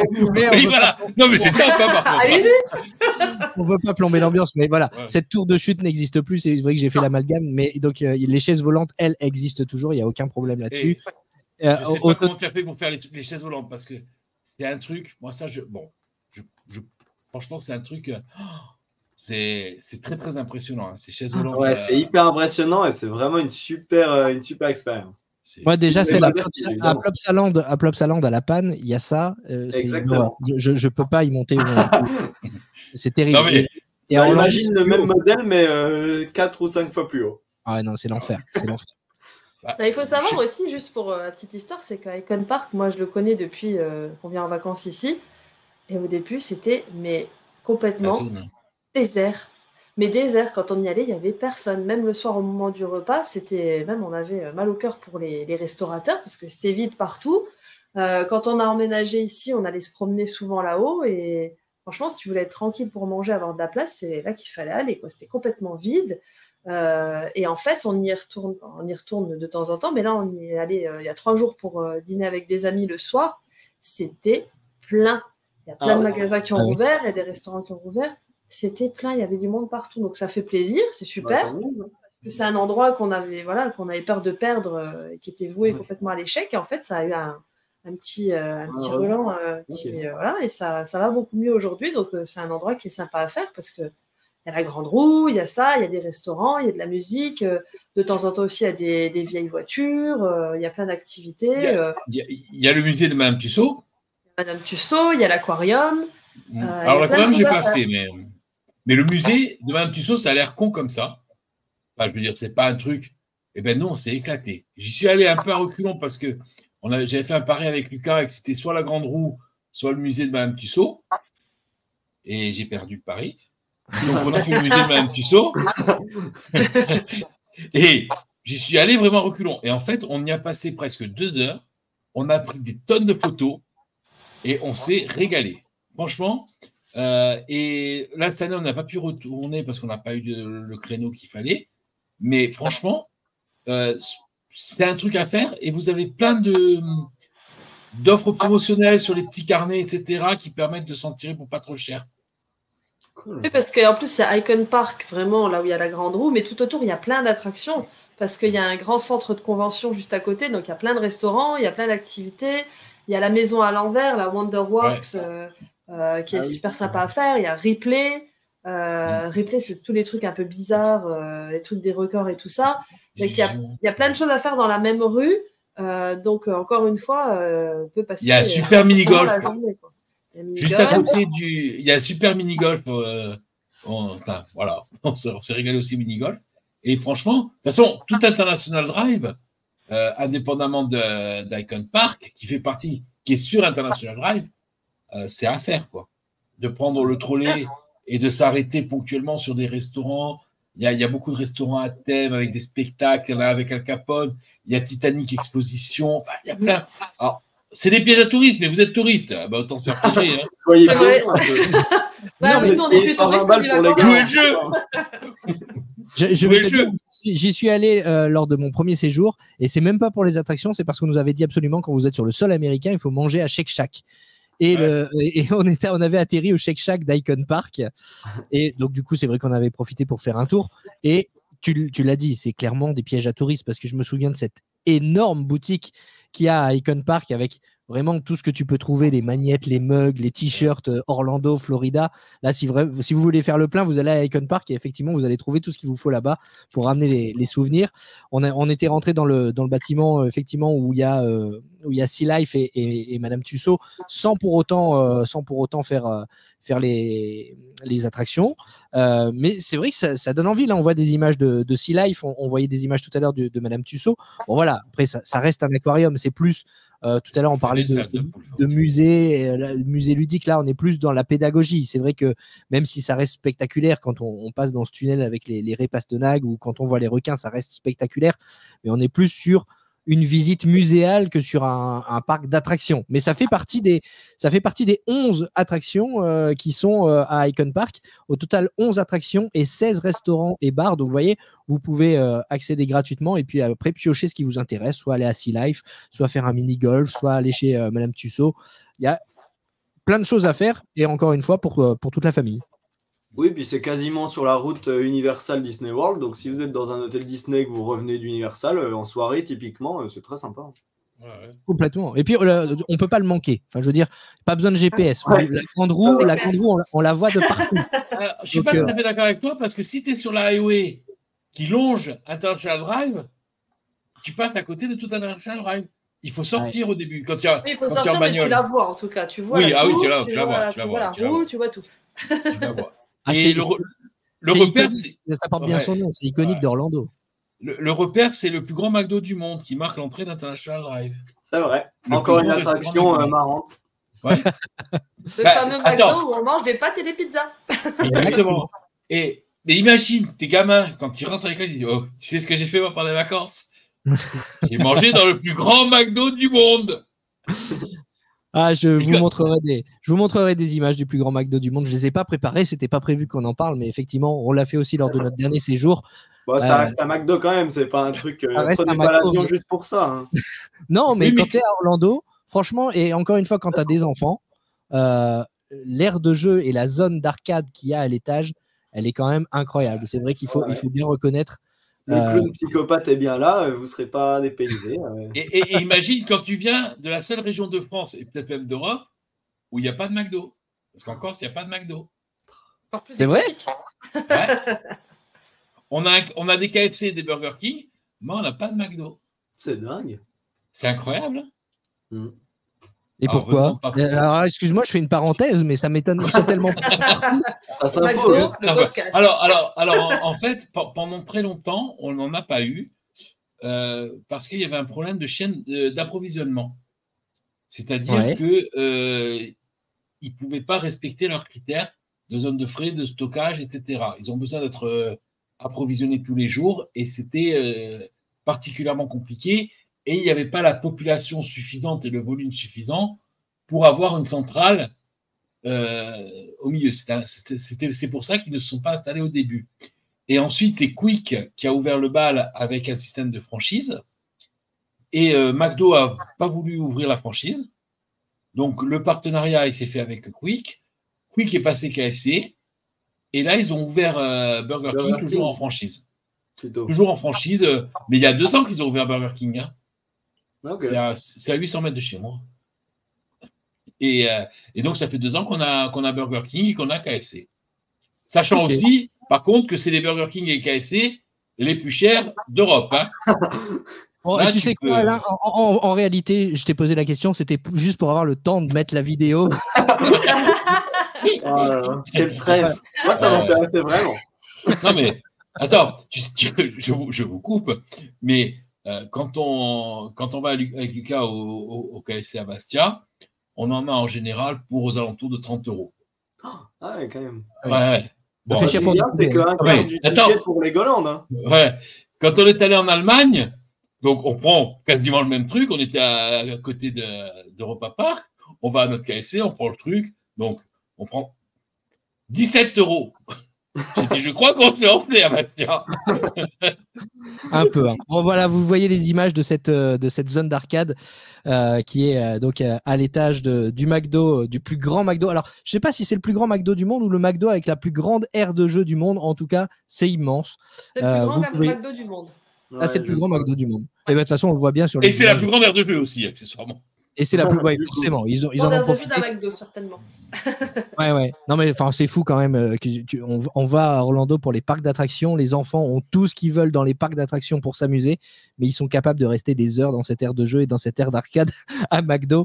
Vous voyez, hein, les enfants sont contents. Regardez le mien. Il a l'air content, ouais. D'ailleurs, le McDo près de Disney World est beaucoup plus joli, même s'il est plus petit. Le bâtiment est très chouette. Ah oui, ils l'ont fait il y a pas longtemps. Hein. Moi, j'aimais mieux avant. Ah ouais? Bah, c'était un gros Happy Meal avant, c'était super sympa, c'était mignon, mais bon, maintenant c'est très. Voilà, c'est classe. C'est standardisé. Moi, je dirais que 2 mots: politique. Enfin, vous voyez, on parle des attractions à faire autour de Walt Disney World dans cet épisode et on en vient à parler même de McDo. Donc, il y a tellement de choses. Mais c'est une attraction en elle-même. Hein. Oui, c'est une attraction, c'est un truc à faire. Hein. De toute façon, j'ai envie de te dire, quand tu loues une voiture, moi, je fais un planning en disant on va aller là, on va aller là, on va aller là. Et en fait, tu peux t'arrêter à chaque carrefour parce que tu te dis, Ouais. tu vois un truc. Mais oui, il y a tellement de choses à faire, des boutiques, des outlets. Enfin, il y a tellement. On pourrait en parler des heures. On n'a pas parlé des outlets aussi. Ça aussi, c'est un truc à faire. Moi, je dis toujours à tout le monde, je viens en vacances ici depuis. On est venu en vacances ici pendant 20 ans. Ça fait 7 ans qu'on vit ici. On n'a pas encore fait le tour de tout ce qu'il y a à faire. Il y a encore plein de choses sur la liste. Et c'est dingue de dire ça. Parce que voilà, on venait en vacances quand même souvent et on a fait plein de choses. Et encore aujourd'hui, il y a des choses à découvrir en Floride parce que c'est ça que j'aime en Floride, c'est qu'il y en a pour tous les goûts, pour tous les âges, toutes les occasions, nature, parc, plein de choses à faire. Et on n'a pas encore fait le tour. Donc c'est ça qui est super sympa, c'est que ça donne envie de revenir et de revenir et de revenir quand on vient en vacances. Et c'est vrai qu'à chaque voyage, moi j'ai remarqué, tu essaies un peu de faire autre chose, de choses que tu n'as pas faites, etc. Et tu essaies de combiner tes parcs avec d'autres choses pour voir un petit peu, pour faire le tour. Complètement. Et là, je montre des images, puisque tant qu'on est dans les films de vacances, les images de chez Fanny. On s'est rencontrés, Fanny, parce que Célébration, c'est aussi une attraction. Moi aussi, j'y suis allé. Il faut aller voir là-bas. Ah bah oui, tous les cast members ont la banque là-bas, Bank of America qui fait le coin, bah bien sûr. Eh oui. Vous voulez voir des cast members, vous allez là-haut. Hein. Mon conseiller, si tu nous écoutes. Les écureuils, c'est aussi une attraction, les écureuils. Tout le monde, je suis sûr, tous ceux qui sont allés en vacances à Walt Disney World ont une photo d'écureuil dans leur téléphone. Moi, j'ai même une vidéo de 2 écureuils en train de copuler. Ah bah d'accord, super. Eh ben on veut pas la voir. Ah ben écoute, c'est très mignon. Détrompe-toi, c'est très mignon. Vite, faut qu'on parle pendant que Jérôme trouve la vidéo pour la diffuser. Voilà, il nous a lancé sur le sujet des écureuils. Pourquoi il n'y a pas de McDo avec ce alors? Ah non. Pourquoi il n'y a pas d'écureuil qui copule? On s'égare. Mais... Juste... il l'a trouvé, il l'a voilà, vraiment. des écureuils. Ah oui, okay. Non, ça c'était avant. Et donc voilà, la photo où on s'est rencontrés, on a fait une photo à Célébration tous ensemble et on parlait des outlets il y a quelques instants. On a fait après une petite étape aux outlets. Il y a 2 outlets Disney si vous ne le savez pas. Il y en a un justement à International Premium Outlet et l'autre sur Vineland. Et on peut faire de très bonnes affaires. Hein. Oui, et surtout qu'il y a quelques années en arrière, le merchandising, c'était, on va dire, du merchandising passé, avec des dates dessus, etc. Et maintenant, de plus en plus, je suis super étonnée parce qu'il y a des choses qui sont encore en boutique dans les parcs et qui sont déjà en promotion dans l'outlet, ce que je ne comprends pas du tout. Je ne comprends pas leur système, mais tant mieux. Et il y a des trucs super intéressants. Il ne faut pas venir pour quelque chose en particulier. C'est vraiment au petit bonheur la chance. Mais on peut tomber sur des trucs super. C'est sympa de trouver un t-shirt. Alors, moi, je cherche des t-shirts de 2017 parce que ceux que j'avais en 2017 ne me vont plus. Donc, je cherche des t-shirts marqués 2017. Et oui, parce qu'en fait, il y a même du merchandising d'Aulani à Hawaï, alors que ça ne devrait pas être là. Il y a du merchandising de Disney Cruise Line, ça ne devrait pas être là. Il y a eu un gros scandale parce qu'il y a eu du merchandising de Club 33, le Club 33 Disney exclusif. Ça ne devrait jamais sortir des murs. Ça s'est retrouvé à l'outlet. Alors, je ne vous raconte pas le scandale monumental que ça a fait. Ils se sont trompés dans les cartons et ils ont mis les choses qui ont été exclusives Club 33. Alors, tout le monde s'est battu. C'était sur les réseaux sociaux partout. Mais voilà, rien que le fait d'avoir des choses de Californie, de Aulani ou de la Disney Cruise Line alors qu'on ne peut pas forcément y aller, bah, c'est super sympa. Et puis, encore une fois, c'est la surprise à chaque fois qu'on y va. Autre attraction, regardez, quand on va en Floride, on fait forcément un Walmart. J'étais obligé de la mettre. Mais oui, mais c'est bête à dire, mais quand on vient d'Europe, on a envie de faire le Florida Mall, par exemple. Le Florida Mall, c'est tellement énorme. C'est le premier truc dont je me suis lassé. Le Florida Mall en premier et Walmart en deuxième. Je peux te dire que quand on habite là, par contre, ça, on s'en lasse vite. C'est moins d'amour. Et tu vois, moi, la première année où on était allé en 2017, j'avais trouvé ça vraiment très, très bon marché. Toute la bouffe, tout ça. J'avais trouvé ça vraiment pas cher. En 2019... Que tu vas être corse, c'est pour ça. Oui. Ah oui, non, mais nous, c'est gratiné. Hein. Mais si tu veux, là, en 2019, j'avais trouvé ça déjà moins intéressant. Et là, cet été, j'ai été hyper surpris j'ai trouvé que ça avait pris, en termes de prix, un shoot énorme. Hein. Entre 2019 et 2023, la vache, c'était moins bon marché que... T'as raison, tout est cher. Tout est cher dans les supermarchés. Moi, quand je fais mes courses, c'est une catastrophe. Des fois, il vaut mieux aller au restaurant, des fois. Franchement, on se pose la question deux fois. Non, mais c'est vrai que j'avais trouvé que les prix avaient... Et bon, je te parle même pas des produits français, hein, parce que le truc de Babybel, $14. Non, c'est du luxe. Hein. Faut être fan. Hein. Achète un camembert ici, tu m'en diras des nouvelles. Non, mais voilà, il y a tellement de choses à faire. On va peut-être revenir au parc d'attractions quand même, parce qu'on parle de Walmart, on parle de McDo, etc. C'est ta faute. Et oui, c'est de ma faute. Non, mais ce sont des choses. C'est vrai que ce sont des choses à faire quand même, malgré tout, quand on va. Parce que tu veux dire, on ne s'égare pas du tout. Alors Alain, pourquoi il n'y a pas de McDo à Bastia? Et le camembert, il est combien chez toi? Non, mais mine de rien, c'est vrai que encore plus quand on va pour la première fois sur le sol américain, je trouve, on a envie de découvrir toutes ces choses-là. Voilà, ouais. Je suis l'American Way of Life. Tu as raison. Moi, je sais que quand ma belle-sœur vient ici, le truc qu'elle a envie de faire le plus, c'est d'aller faire ses courses au Publix, au coin de la rue. Et nous, on est comme ça. Non, mais c'est bon, on peut y aller demain, on peut y aller un autre jour. C'est bon, c'est faire les courses, quoi. Non, je peux y aller. Et il faut que je la sorte, il faut que je la tire par les cheveux pour qu'elle sorte du Publix parce qu'elle est en extase devant les céréales et les chamallows et les machins. Je suis là, bon. Et oui, bon, je disais tout à l'heure, on a tous une photo d'un écureuil, mais on a tous aussi une photo d'un énorme pot de cornichons, par exemple, dans les rayons du Walmart. Mais si, on a tous ça. Ou de la moutarde. Allez, on va revenir aussi. On va la sauce. On ferme la parenthèse. On va parler de Fun Spot, si vous le voulez bien. Là, on est vraiment plus... on est tout à côté de Walt Disney World. Hein. On est vraiment revenu à Orlando. Tout à côté de chez moi. Tout à côté de chez toi. Tu y vas d'ailleurs à Fun Spot ou pas? On y allait plus avant, pour être honnête. On n'y va plus souvent. Mes fils y vont beaucoup parce que tous les vendredis soirs, il y a vendredi et samedi, ça dépend, il y a des réunions de voitures. Donc, comme ils sont fans de voitures, si vous êtes fan de voitures, c'est vraiment l'endroit où aller le week-end parce que vous avez soit les exotic cars, soit les vintage cars. Donc, ça dépend si c'est vendredi ou samedi. À Old Town et Fun Spot, ça passe entre les deux parce qu'il faut savoir que Old Town et Fun Spot, à côté de Célébration à Kissimmee, c'est collé. Donc, c'est comme le même endroit en fait. Vous avez toutes les activités, vous pouvez tout faire à pied. Donc, il y a ça, il y a des concerts et Fun Spot, voilà, il y a toutes les attractions. Donc, c'est super sympa à faire. Encore une fois, c'est pas Disney, mais c'est plus la fête foraine. C'est des trucs un peu plus corsés, on va dire, qui font un peu plus peur, forcément. Mais c'est sympa à faire. Et puis, il y a des bars, il y a des restaurants, il y a toute une vie aussi nocturne. Donc, quelque chose à faire. La seule montagne russe en bois de Floride. Ouais.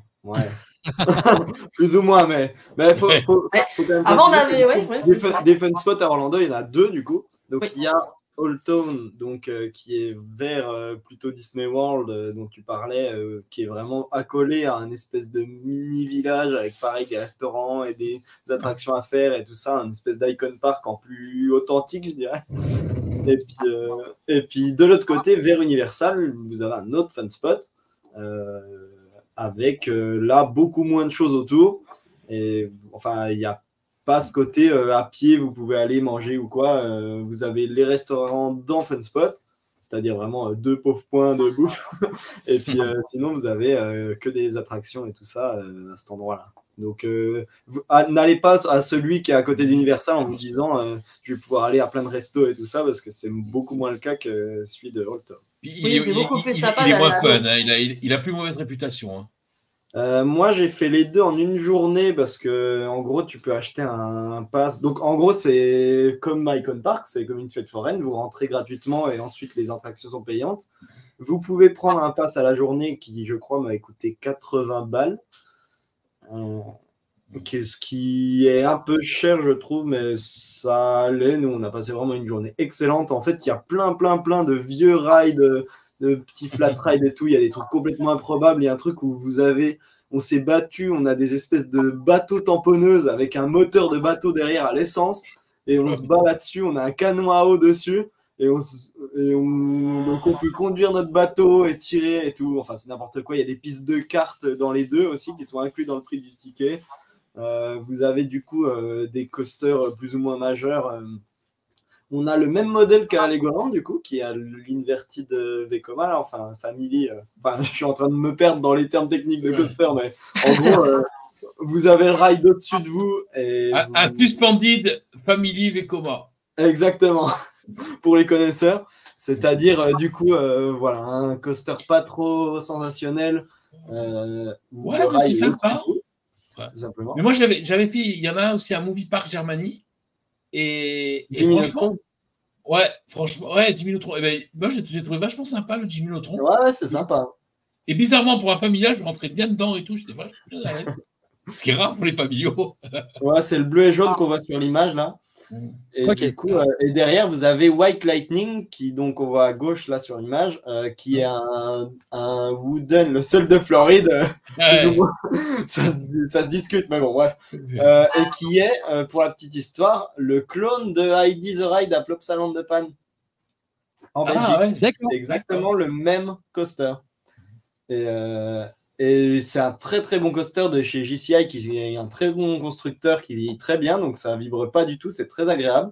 C'est vraiment un super coaster. Vous le voyez depuis Universal, puisque tout le lift, donc toute la montée, a une espèce de guirlande en arc-en-ciel. Assez moche, mais de loin ça rend pas trop mal, et c'est comme ça qu'on le reconnaît. Il y a aussi une réplique de la Statue de la Liberté dans un virage de ce coaster, ça n'a aucun sens. Mais voilà, c'est vraiment très sympa. Là, voilà. Ah oui. Et du coup, nous, on était vraiment allés, on avait pris notre passe un jour avec plusieurs potes et on était allés tout tester, les petits rides et tout.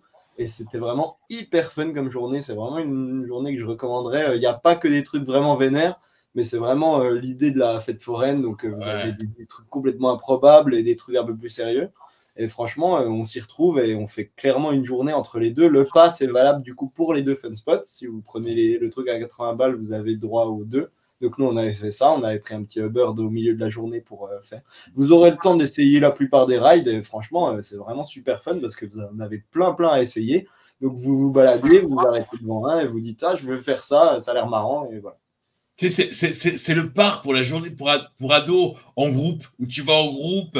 Et c'est vraiment le truc, c'est la fête foraine américaine. Parce que c'est sûr que c'est pas Iron Oasis quand même, hein, qu'on a vu il y a 15 jours. Non, encore que Funspot, ils en ont un à Atlanta où ils viennent d'acheter un AMC flambant neuf qui s'appelle Harry Force One et qui est vraiment qui est très vite rentré dans le top des coasters, donc ils rigolent pas donc ça. Et du coup, vous avez à l'intérieur des deux Funspot, vous avez une option payante qui est le Sky Coaster. Le Sky Coaster, c'est donc, en gros, vous êtes... comment expliquer ça? Vous êtes... je ne sais pas si tu as une image, Jérôme, ou pas. Je te mets dans... Quand on te lâche, là, avec la ficelle. Une tyrolienne. Voilà. Donc, voilà. C'est horrible, ça. C'est pas une tyrolienne, c'est bien pire que ça. En fait, voilà, vous êtes tenu... Il faut savoir que Sweet Fun Spot Orlando, c'est le plus haut du monde. Et en gros, voilà, vous êtes tendu et vous êtes lâché dans le vide comme ça, vous faites un balancier immense comme ça, attaché à quasiment rien là, et c'est le truc le plus terrifiant que j'ai fait de toute ma vie. C'est vous qui tirez sur la corde pour la décrocher, donc c'est à vous de choisir l'heure de votre mort, et c'est vraiment c'est un truc de malade. Oh là là. Nous, honnêtement, quand on va à Fun Spot, on passe au moins 20 minutes avec les pop-corn à regarder les gens qui tombent comme ça, parce que c'est ça notre kiff en fait. C'est pas de le faire, c'est de regarder les gens. C'est ça, exactement. Je fais une parenthèse, mais Nils, tu as fait ça toi? Oui. Nils, tu as forcément une vidéo de ça. Je crois que j'ai acheté la vidéo, ouais. Mais Nils, il va falloir que tu me l'envoies pour que je la rajoute. Hein. Ah, très bien. Je vais essayer de retrouver ça, mais je ne sais pas où elle est. Mais je veux absolument c'est hyper impressionnant, donc même si vous le faites pas, parce que pour le coup c'est vraiment extrême et c'est vraiment pas pour tout le monde. Même moi c'était un peu trop pour dire. C'était vraiment le genre de truc où tu fais pas cap, on y va. Mais à regarder c'est super drôle, hein, vraiment. Et la prochaine fois tu iras à Peppa Pig Theme Park. Exactement. C'est sûr qu'après c'est pas le même délire que Peppa Pig, hein, ça. Ah bah non. Ça, c'est sûr. Mais ça Après, fait partie des trucs à rendre.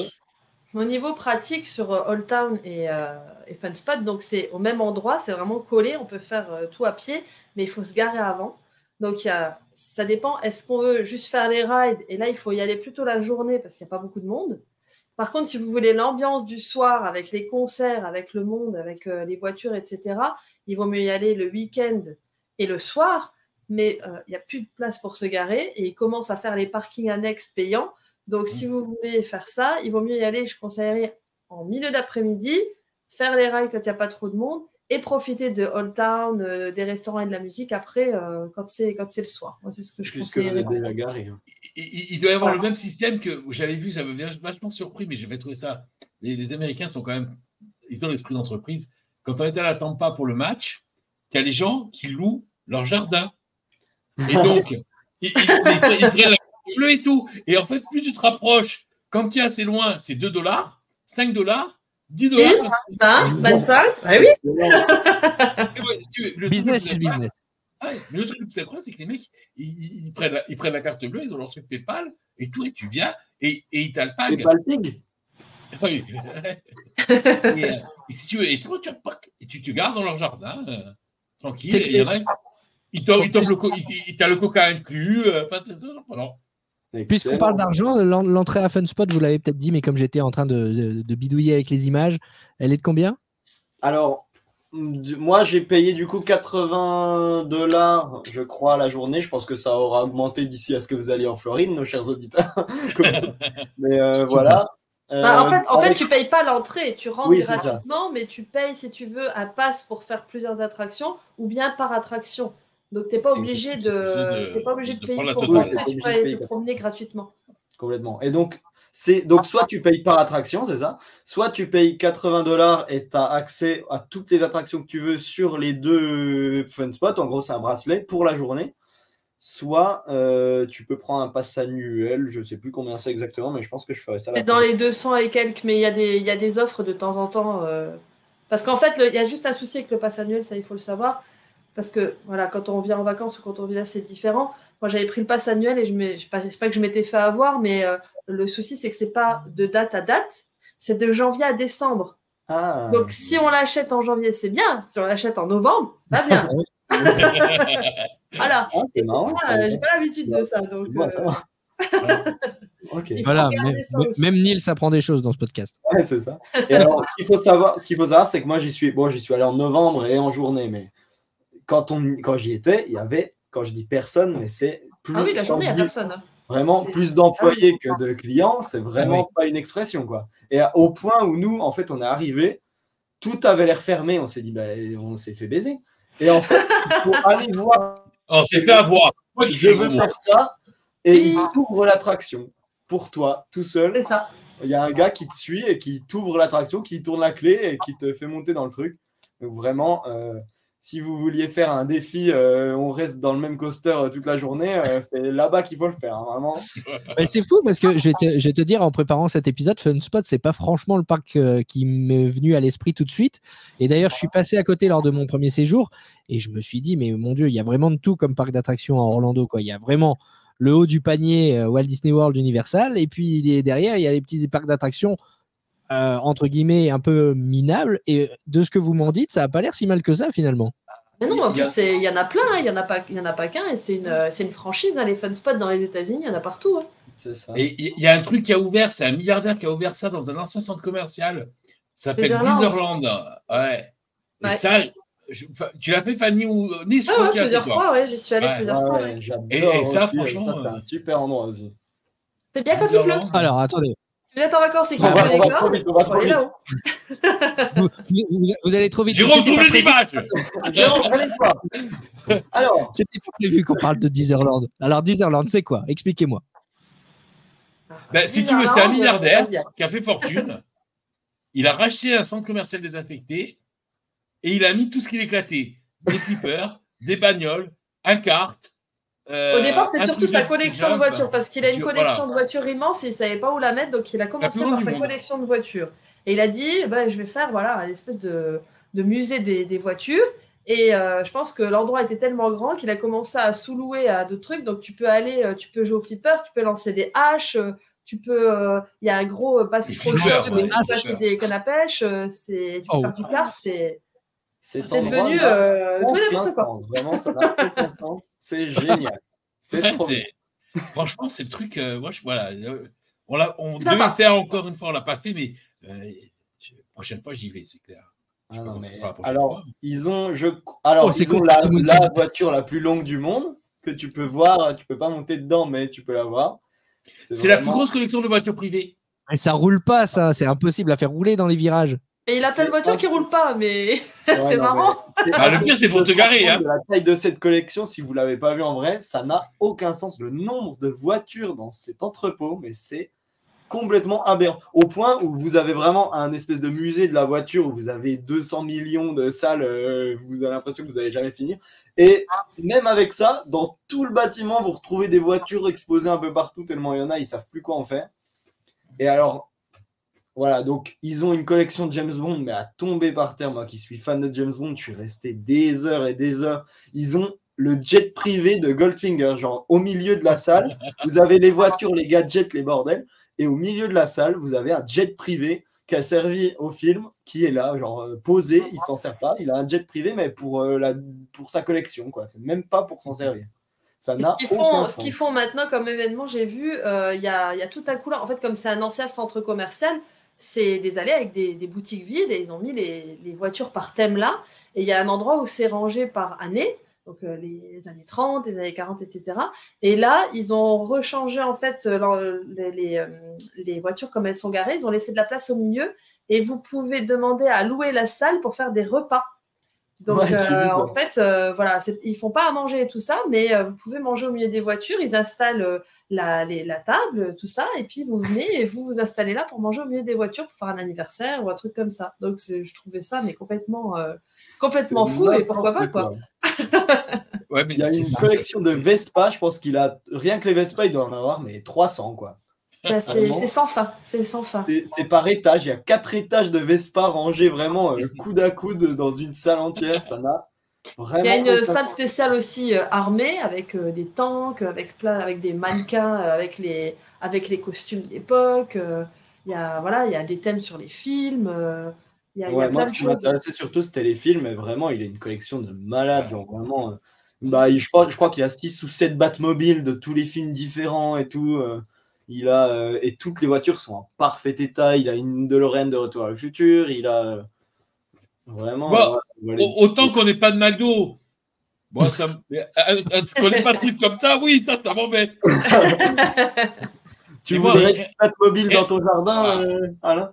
Mais moi, rien que les flippers. Moi, je suis fan de flippers. Ah oui, il y a ça aussi. Rien que les flippers, je peux passer ma vie dans le flipper. Est-ce que c'est la plus grosse collection de flippers au monde aussi? Je crois pas, parce que sinon, il l'aurait dit. Mais en tout cas, il y en a un paquet, apparemment.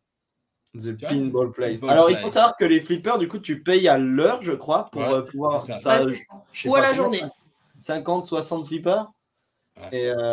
Et tu payes à l'heure et après tu peux tester ceux que tu veux, sachant que nous on savait pas que tu payais. Du coup on est allé pendant 1 heure, on a fait des flippers et après on s'est rendu compte qu'on aurait dû payer, donc vraiment bien surveillé. Donc si jamais vous voulez faire les touristes un peu perdus, vous pouvez peut-être faire de trucs. On est français. Don't understand. Là, je suis en train de regarder, ils disent qu'il a plus de 2000 véhicules différents pour un montant de plus de 200 millions de dollars. Mais c'est la démesure américaine. Vous voyez, quand on vous dit qu'il y a plein de choses à faire, c'est fou parce que. Là, c'est n'importe quoi. Ce hangar. Encore une fois, moi, je conseille ça un jour de pluie. Si un jour il fait pas beau, dans votre planning, vous dites je devais aller là et en fin de compte il pleut, allez là parce que tout est en intérieur, donc vous êtes tranquille. Puis vous inquiétez pas, il y a la clim. Hein. Il y a la clim. Et là, je regarde le site avec Jérôme qui le passe et je redécouvre au moins la moitié de trucs que j'ai pas vu dans ce bâtiment alors que je suis allé 2 fois. Vraiment, c'est n'importe quoi. Il va vraiment falloir que tu retournes. C'est collé à un grand magasin. C'est une grande franchise aussi ici. Vous en voyez de temps en temps sur l'autoroute. C'est ce qu'ils appellent les Bass Pro Shop. Alors, Bass Pro Shop, c'est le truc mais américain de folie. Je sais pas si vous y êtes déjà allé, mais c'est tout sur la chasse, la pêche. Vous avez, la tradition. Mais c'est impressionnant, mais c'est immense. Donc, il faut vraiment aller faire un tour en même temps parce que déjà, le magasin est magnifique. C'est tout fait sur le thème des montagnes. Il y a une cascade au milieu, il y a des aquariums avec des poissons, il y a des têtes de cerf accrochées, tout fait en bois partout. Et vous pouvez acheter tout et n'importe quoi sur le thème de la montagne, de la chasse, de la pêche. Vous pouvez acheter des fusils, vous pouvez acheter des cannes à pêche, vous pouvez acheter des bateaux, vous pouvez acheter un tracteur, vous pouvez acheter voilà, c'est des couvertures, de la vaisselle, tout et n'importe quoi sur ce thème-là. Et c'est vraiment collé à Désirlande. Donc, quand vous avez fini Désirlande, si vous avez encore un petit peu de temps, allez faire un tour à côté parce que c'est marrant aussi. Bon, allez, en vrac, là, juste en vrac, parce que j'ai pas les images sur tout. Mais si vous deviez encore citer 2-3 trucs à faire, parce que je sais qu'on peut aller voir les alligators aussi. Les fermes d'alligators. Gatorland, ouais. Gatorland, ouais. Gatorland, ça c'est sympa à faire si vous voulez voir de la nature et des alligators, c'est sûr. Bok Tower, c'est pas une attraction à faire sur la journée. C'est un parc très tranquille avec une immense tour. C'est plutôt historique et elle fait de la musique toute seule, toutes les heures. Donc c'est très calme. Voilà, c'est jardin. Après, qu'est-ce qu'il y a? Il y a le Gardens. Le Gardens, c'est un immense jardin botanique pour ceux qui aiment les plantes et la nature. Encore une fois. Il y a Crystal River avec les lamantins. Les parcs naturels. Anecdote, d'ailleurs, je suis allé à Crystal River. On n'a pas croisé un lamentin de la journée. C'était le but du trip. Et échec total. Quand est-ce que tu y es allé dans l'année? Quel mois tu y es allé? Il y en a à Epcot. Hein, je ne sais plus, mais je crois qu'on avait vérifié et on a juste pas eu de bol. Et normalement, c'était à peu près la période. Mais... Ouais, non, en février, il n'y avait pas de risque. La veille, ils mettent les photos du groupe qui était la veille de nous, plein de lamantins, machin et tout. Nous, l'eau, elle était froide, il avait plus c'était voilà. Si tu veux voir les lamantins, l'eau sera froide parce qu'il faut y aller pendant la période et la période, c'est quand il fait pas très chaud ici. Donc forcément, nous, on l'avait fait, on l'a fait à Clearwater et c'était juste magnifique parce que nous, par contre, on a eu beaucoup de chance. Il nous l'avait dit, hein, peut-être vous en verrez, peut-être pas, parce que c'est vraiment. Oui, ils viennent dans les canaux derrière les maisons et ils se mettent là entre deux pendant leur voyage. Et nous, on était tombés sur toute une famille de lamantins et on avait pu les caresser, les toucher. C'était juste magnifique à faire. Donc ça. Lucas est persuadé d'en avoir vu un, mais je crois que c'était moi en fait. T'as tripoté comme ça. Un petit peu passé au loin. Après, si vous aimez la nature, c'est presque pareil, mais c'est bon. Si vous aimez la nature, que vous avez une demi-journée, que vous voulez vraiment faire quelque chose de différent, et ça, je le conseille à tout le monde. Il y a quelque chose qui s'appelle Shingle Park. C'est sur Shingle Creek et il faut aller au Paddling Center. Ça s'appelle Paddling. C'est tout petit. C'est une toute petite cabane. Vous louez des kayaks et vous allez dans la nature. Vous êtes à côté de la 192. Au bout de 2 minutes, vous n'entendez plus rien et vous êtes dans le calme, dans la nature, au milieu des arbres. C'est juste magnifique. Et ça, c'est vraiment quelque chose à faire. Et c'est vrai, quand j'ai de la visite, on les emmène là-haut. Je peux vous dire qu'ils nous demandent à y retourner la fois d'après parce que c'est juste hors du temps. Et c'est vraiment la vraie Floride. Vous voyez les animaux, les oiseaux, de temps en temps des alligators, des serpents, tout ce que vous voulez. Mais vous allez faire du kayak pendant 2 heures et vous revenez, mais vous n'avez pas du tout l'impression d'être au milieu de tout ça, quoi, du tumulte de la 192, des parcs Disney. Vous sortez de là, vous avez des boutiques, des lumières partout, mais c'est au milieu de rien et c'est à 5 minutes de célébration, à 10 minutes de célébration, donc c'est vraiment, vraiment pas loin. Et c'est une belle activité à faire si vous voulez faire quelque chose de différent en Floride. Ouais, le kayak, on avait fait ça aussi avec les alligators, c'était vraiment incroyable. Mais voilà, très bonne idée les Springs. Ouais. Et moi, j'ai 2 regrets en Floride, c'est faire de l'hélico, parce que je sais qu'il y a pas mal de boîtes qui font vous font survoler les parcs en hélico, ça doit être vachement sympa à faire. J'avais regardé, je crois que c'était pas si cher que ça par rapport à ce qu'on s'imagine. Non, c'est pas excessif. Donc, là, je suis en train de regarder par exemple le kayak à Paddling Center. C'est $28 pour 2 heures pour un kayak de 2 personnes. Donc, c'est pas excessif. Ouais. Et puis, c'est vraiment magnifique à faire. Vraiment magnifique. Ouais. Il y a plein de choses aussi que tu peux faire. plutôt culturel. Saint-Augustine, c'est vrai. Il y a tellement de choses, il y a tellement de choses.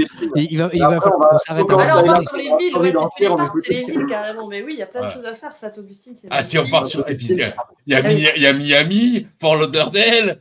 À 3 heures Cays, d'aller à Chicago. Alors, qu'est-ce qu'il faut faire à Chicago? Plutôt Non, que après, de voilà. température Non, mais à c'est New York. vrai. Tu dis par exemple Saint-Augustine, Saint-Augustine, c'est 1h30 de route. Moi, j'ai adoré. Tu peux faire une journée à Saint-Augustine, c'est magnifique.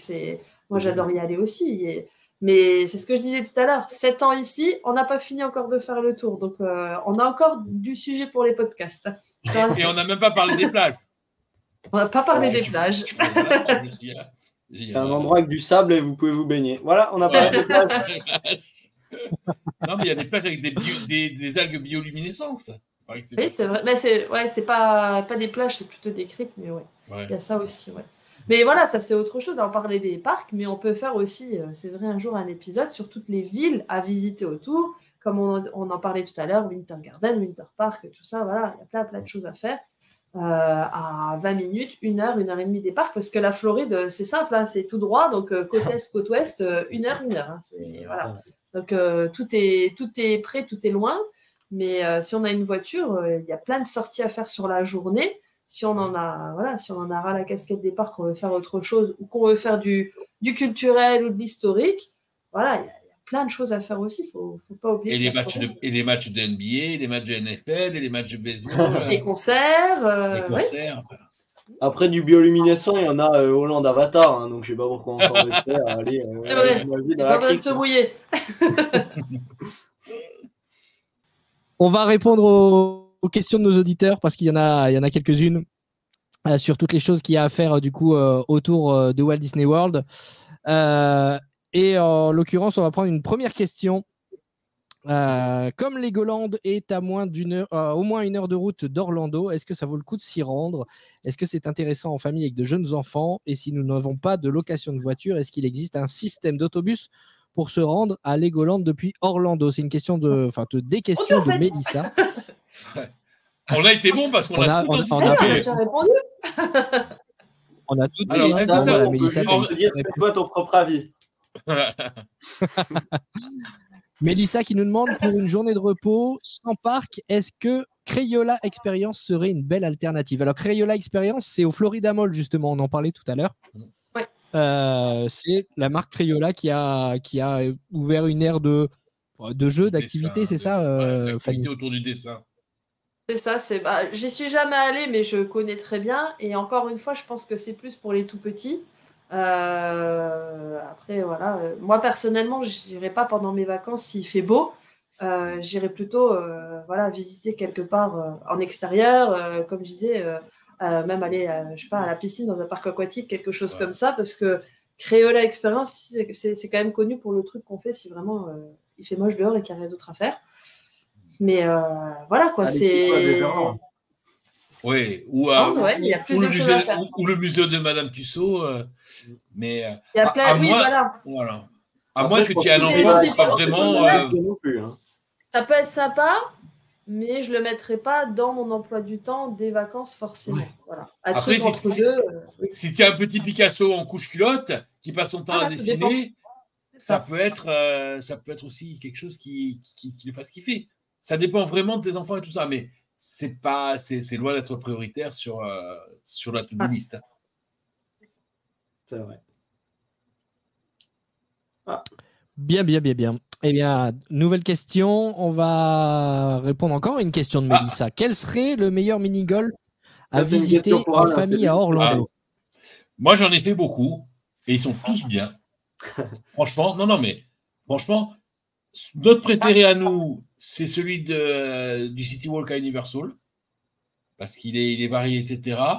Tu as le Congo River à côté de l'Icon Park qui est vraiment bien. Et ceux de Disney ont quand même cette touche de magie en plus. Le Fantasia Garden. Merci, j'attendais. J'étais. et le Summer Winter. Alors, en termes de fun, ils sont moins fun que les autres, mais ils sont très très beaux. Moi, j'avais beaucoup aimé le Summer Winter. Il y a la musique de Noël toute l'année, c'est super, les décors et tout ça. Non, de mémoire, il est à côté de Blizzard Beach, il me semble. Ah, c'est ça.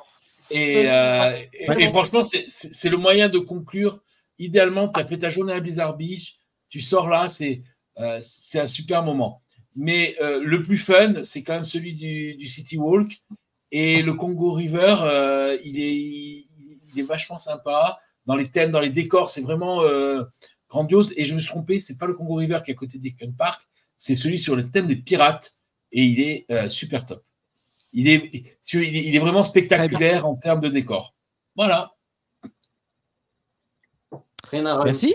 Est-ce que Discovery Cove, mais ça, ah oui, on en a parlé il y a 15 jours, mais on va répondre à toutes les questions maintenant. Est-ce que Discovery Cove vaut le prix? Est-ce qu'on peut avoir une belle journée sans pour autant acheter des activités supplémentaires, exemple nager avec les dauphins?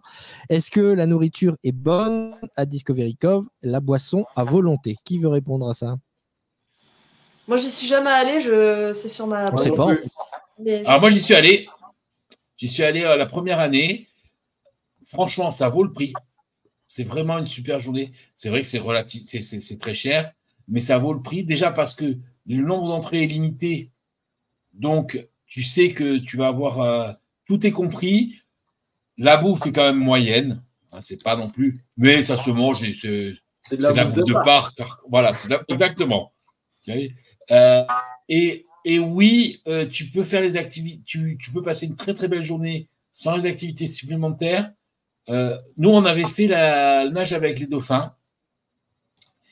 Et franchement, si c'était à refaire, je ne le referais pas. Parce que ma dauphin, ou ma dauphine, je ne sais pas comment on dit, elle avait quand même. Voilà, ma première dauphine, elle avait quand même un petit peu morflé, elle m'avait fait un petit peu de peine. Et j'ai évolué de ce point de vue-là, et si je devais le refaire, je ne ferais plus la nage avec les dauphins. Par contre, le grand reef, où tu nages carrément avec les poissons, c'est extraordinaire. Il y a des endroits super, c'est super beau. La Lazy River est top. Les marmoussets, c'est sympa. On a vu des paresseux. Alain, ne refais pas l'épisode qu'on a fait il y a 15 jours. Oui, c'est vrai. Écoutez l'épisode il y a 15 jours. Voilà. Voilà. Une question de France, Karine Bonillo qui nous demande, qui nous dit quand on ira, on n'aura pas de location de voiture et j'aurais voulu savoir s'il y a des navettes de bus à partir des hôtels de Walt Disney World pour aller au Kennedy Space Center et Legoland. On a en partie répondu dans cet épisode. Effectivement, il y a des navettes. Oui.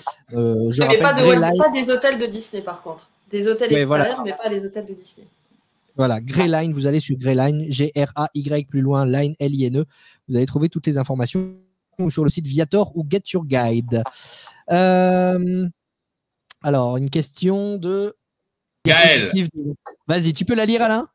Oui, ceux qui réservent pour 2025, sachant que Universal est en train de s'agrandir, les billets qu'on aurait achetés un an avant, par exemple, seraient-ils valables? Et pour quel parc finalement? Tous les parcs, ainsi que ceux qui vont ouvrir bientôt? Très bonne question et très compliquée. Est-ce qu'on sait? Merci Gaël. Bon, pour l'instant, on n'a pas les infos, on n'a pas les tarifs, on n'a pas de date d'ouverture. J'ai envie de dire que si tu achètes les billets, ça devrait être, il devrait y avoir les informations quand tu achètes les billets. Donc, je pense qu'il faut bien lire les petites lignes. Moi, je pense que ce ne sera pas valable. Non, parce que quand tu achètes les billets, généralement, tu achètes les billets, c'est bien marqué. Marqué 2 parcs. Ouais, les billets 2 ou 3 parcs. Donc, tu auras accès au parc. Ils rajouteront, ils te proposeront un petit supplément, je pense. Un gros supplément. C'est très probable. Peut-être qu'ils vont déjà vendre des billets 3 parcs, on ne sait pas. Hein, ils vont peut-être les mettre en vente. Ouais. Tant qu'ils n'ont pas de date d'ouverture, c'est compliqué. Ça me semble. Et je pense que là, dans les nouveaux hôtels, mais c'est tout. Je pense que là, la question de Gaël concerne, parce que je crois que seul pour l'instant le site revendeur Attraction Tickets a mis en vente les billets pour 2025. Si je ne m'abuse, à l'heure où on enregistre cet épisode, Universal ne propose pas encore de billets pour 2025. Donc je ne sais pas. C'est pas Gaël, je pense que il sera pas valable dedans. Hein. Non, ça c'est impossible. Après, que tu aies par exemple, admettons que le billet pour Epic Universe ce soit 200 € la journée et que si tu as le billet 3 parcs, il te le propose à 150 €, ça c'est possible. Mais Mais je vois pas, c'est pas possible que ce soit offert l'entrée à Epic Universe.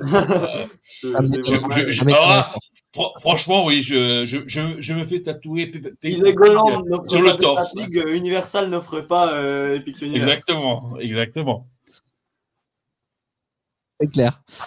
Sandrine nous demande de rappeler s'il y a un système de transport possible depuis Walt Disney World et comment le réserver. Ben voilà, autre que les taxis, on l'a dit, ce sont les... Et Get Your Guide et Viator. Tout dépend pour aller où, parce qu'après, il y a aussi les minivans qui restent sur la propriété de Disney aussi. Donc, pour partir de Walt Disney World, voilà, ça dépend pour aller où, parce qu'encore une fois, il y a plein de possibilités. Donc, et n'hésitez pas à louer une bagnole, hein, même pour une journée, hein, franchement. Ouais. C'est pas difficile de conduire en Floride. Hein. Honnêtement, je conseillerais la même chose. Je pense que c'est mieux d'avoir sa voiture si on veut faire Kennedy ou quelque chose comme ça, parce que même sur la route, il y a plein de trucs sympas où on peut s'arrêter. Donc tu peux t'arrêter. Et puis, si tu veux faire les malls, c'est quand même sympa. Et par contre, si vous louez des voitures, ne laissez rien visible sur les voitures, dans les voitures, sur les plages arrière, etc. Ah, donc on parle des plages finalement. Oui, des plages, oui. Les plages arrière.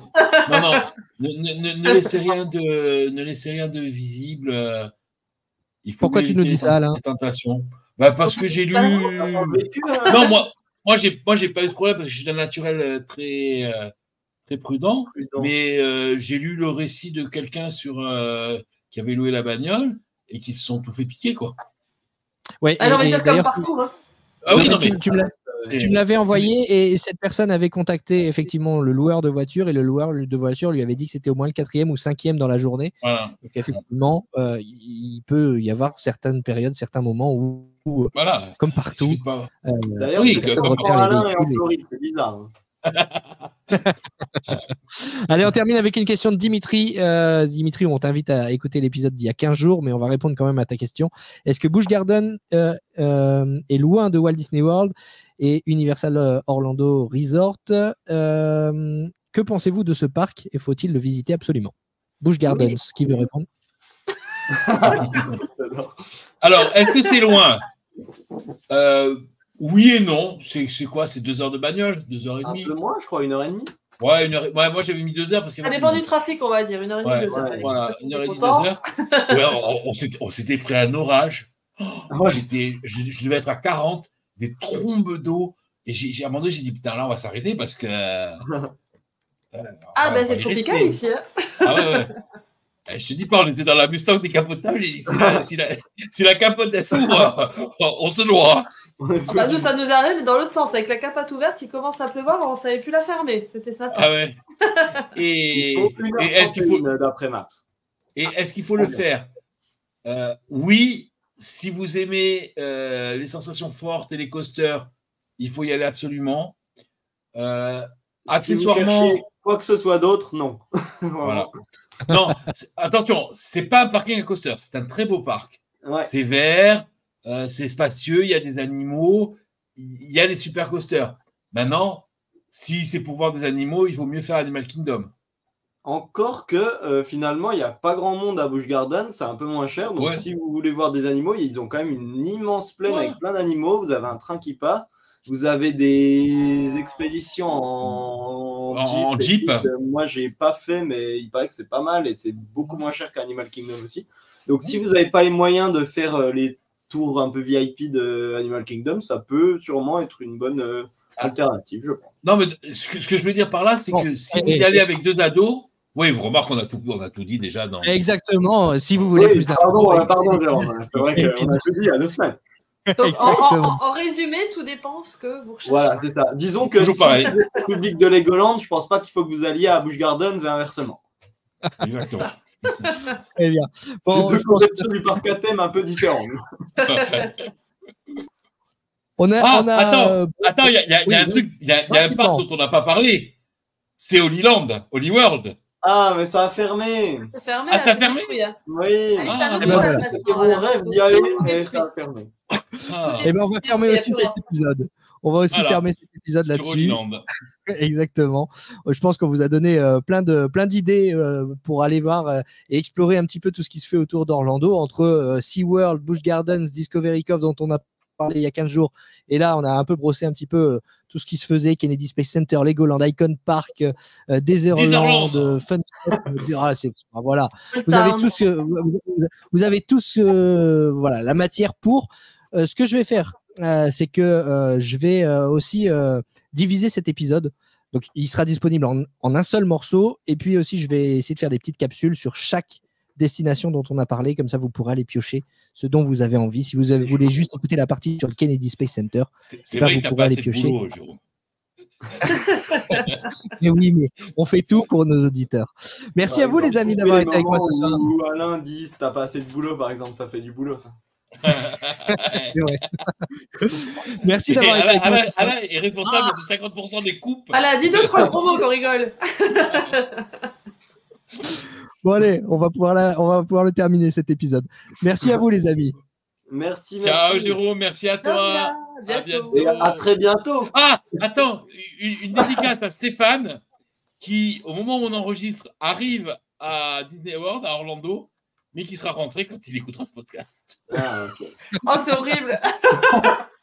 Et juste très rapidement, si on peut juste rappeler pourquoi il n'y a pas de McDo à Bastia.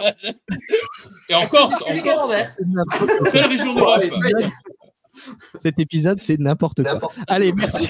C'est des Orlando, l'épisode. Merci. Merci. À bientôt. Ciao. Merci. Ciao. Et merci à vous de nous avoir suivis. GoWDW, c'est un podcast, mais pas seulement. C'est aussi un site internet, gowdw.fr, sur lequel vous retrouvez toutes les informations utiles pour préparer votre séjour à Walt Disney World. Vous pouvez aussi nous suivre sur les réseaux sociaux, Facebook, Instagram, pour suivre toute l'actualité, les photos, les anecdotes sur la destination. Sans oublier la chaîne YouTube, GoWDW, pour rêver en images et suivre les épisodes du podcast en format vidéo. N'oubliez pas de mettre un pouce bleu et de vous abonner. Et si vous appréciez l'aide qu'on vous apporte dans nos podcasts, sur notre site internet ou nos réseaux sociaux, vous pouvez nous soutenir de différentes façons. Le lien pour vous abonner ou pour faire un don libre est disponible en description de cet épisode. Some imagination, huh? D'avance, merci et à bientôt sur GoWDW pour préparer votre séjour magique à Walt Disney World.